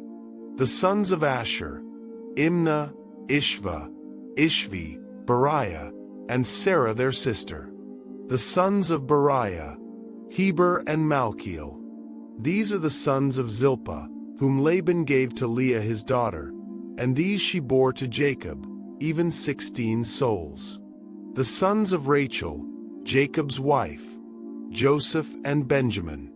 To Joseph in the land of Egypt were born Manasseh and Ephraim, whom Asenath, the daughter of Potipherah, priest of On, bore to him. The sons of Benjamin: Bela, Becher, Ashbel, Gera, Naaman, Ahi, Rosh, Muppim, Huppim, and Ard. These are the sons of Rachel, who were born to Jacob. All the souls were 14. The son of Dan: Hushim. The sons of Naphtali: Jaziel, Guni, Jezer, and Shillem. These are the sons of Bilhah, whom Laban gave to Rachel his daughter, and these she bore to Jacob. All the souls were 7. All the souls who came with Jacob into Egypt, who were his direct offspring, in addition to Jacob's sons' wives, all the souls were 66. The sons of Joseph, who were born to him in Egypt, were 2 souls. All the souls of the house of Jacob, who came into Egypt, were 70. Jacob sent Judah before him to Joseph, to show the way before him to Goshen, and they came into the land of Goshen. Joseph prepared his chariot, and went up to meet Israel his father in Goshen. He presented himself to him, and fell on his neck, and wept on his neck a good while. Israel said to Joseph, "Now let me die, since I have seen your face, that you are still alive."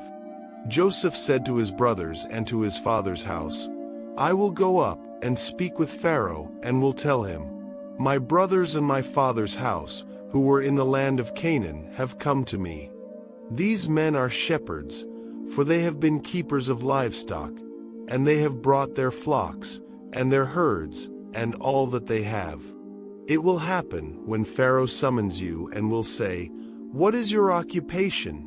that you shall say, 'Your servants have been keepers of livestock from our youth even until now, both we and our fathers, that you may dwell in the land of Goshen, for every shepherd is an abomination to the Egyptians." Chapter 47.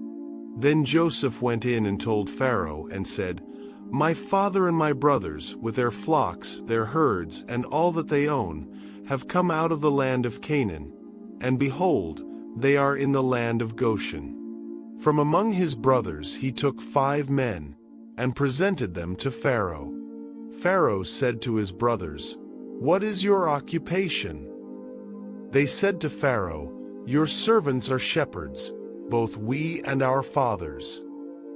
They also said to Pharaoh, "We have come to live as foreigners in the land, for there is no pasture for your servants' flocks. For the famine is severe in the land of Canaan. Now therefore, please let your servants dwell in the land of Goshen." Pharaoh spoke to Joseph, saying, "Your father and your brothers have come to you. The land of Egypt is before you. Make your father and your brothers dwell in the best of the land. Let them dwell in the land of Goshen. If you know any able men among them, then put them in charge of my livestock." Joseph brought in Jacob his father, and set him before Pharaoh, and Jacob blessed Pharaoh. Pharaoh said to Jacob, "How old are you?" Jacob said to Pharaoh, "The years of my pilgrimage are 130 years. The days of the years of my life have been few and evil. They have not attained to the days of the years of the life of my fathers in the days of their pilgrimage." Jacob blessed Pharaoh and went out from the presence of Pharaoh.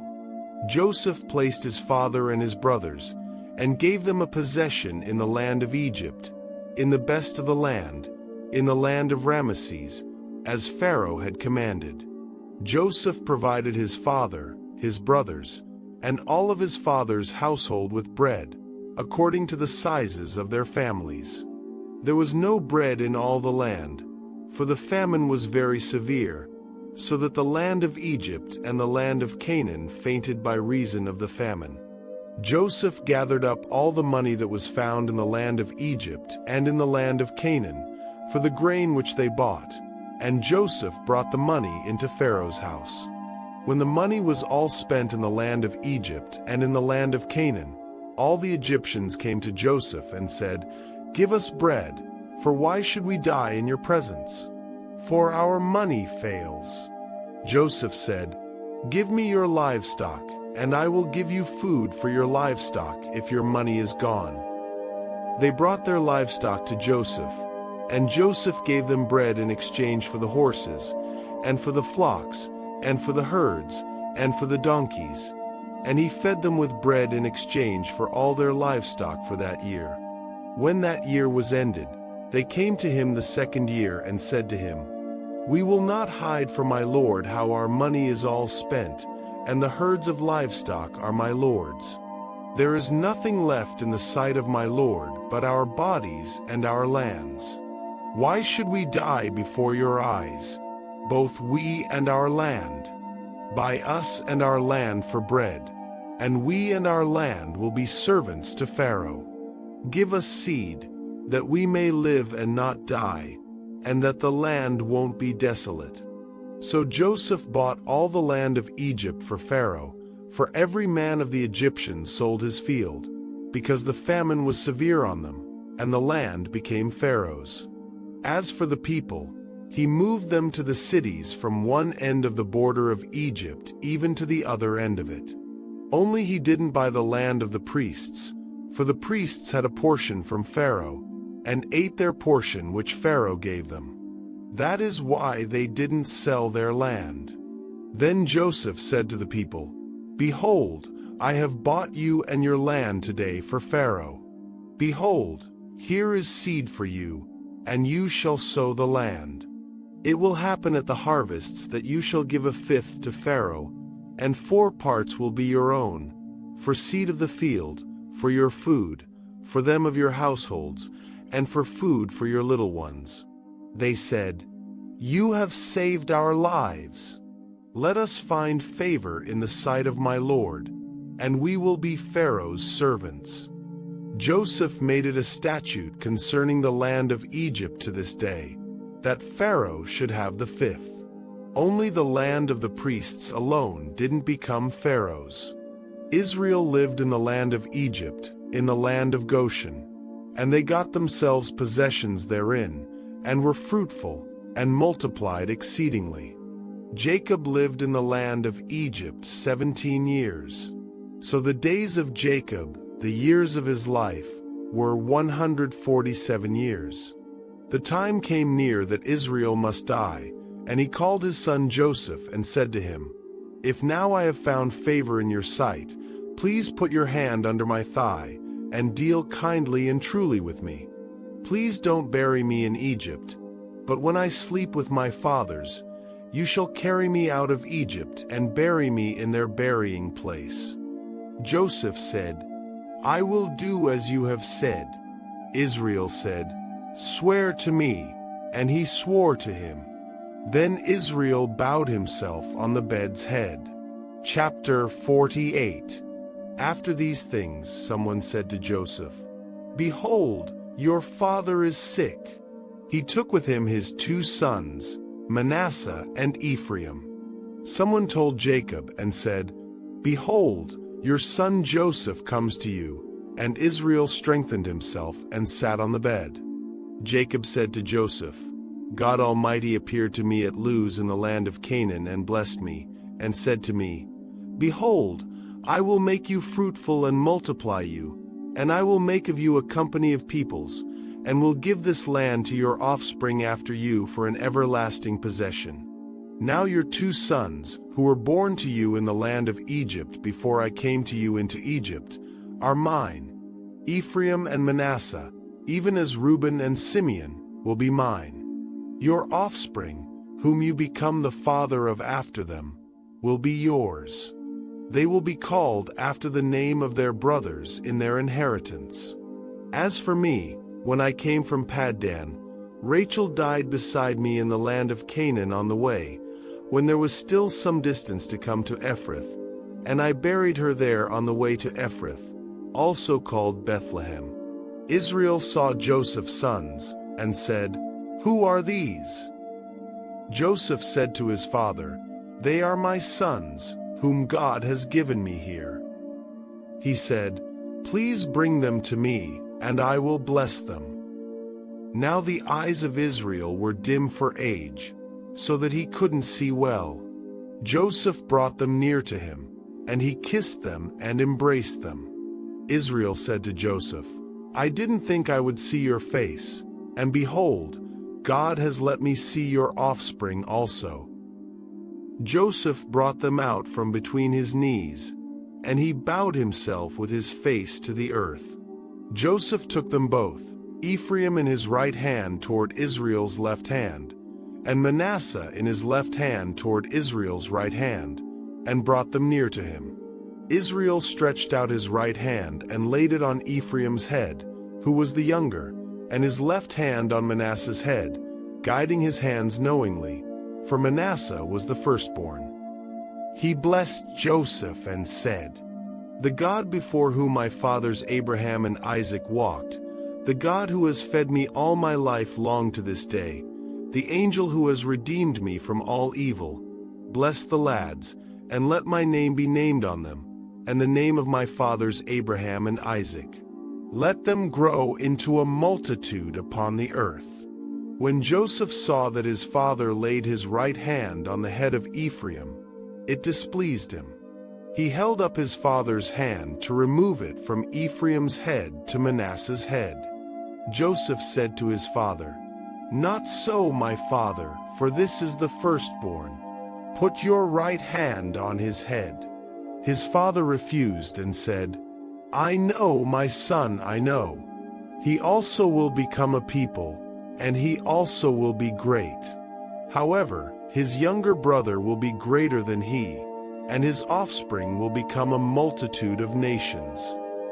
He blessed them that day, saying, "Israel will bless in your name," saying, "God make you as Ephraim and as Manasseh." He set Ephraim before Manasseh. Israel said to Joseph, "Behold, I am dying, but God will be with you and bring you again to the land of your fathers. Moreover, I have given to you one portion above your brothers, which I took out of the hand of the Amorite with my sword and with my bow." Chapter 49. Jacob called to his sons and said, "Gather yourselves together, that I may tell you that which will happen to you in the days to come. Assemble yourselves, and hear, you sons of Jacob. Listen to Israel, your father.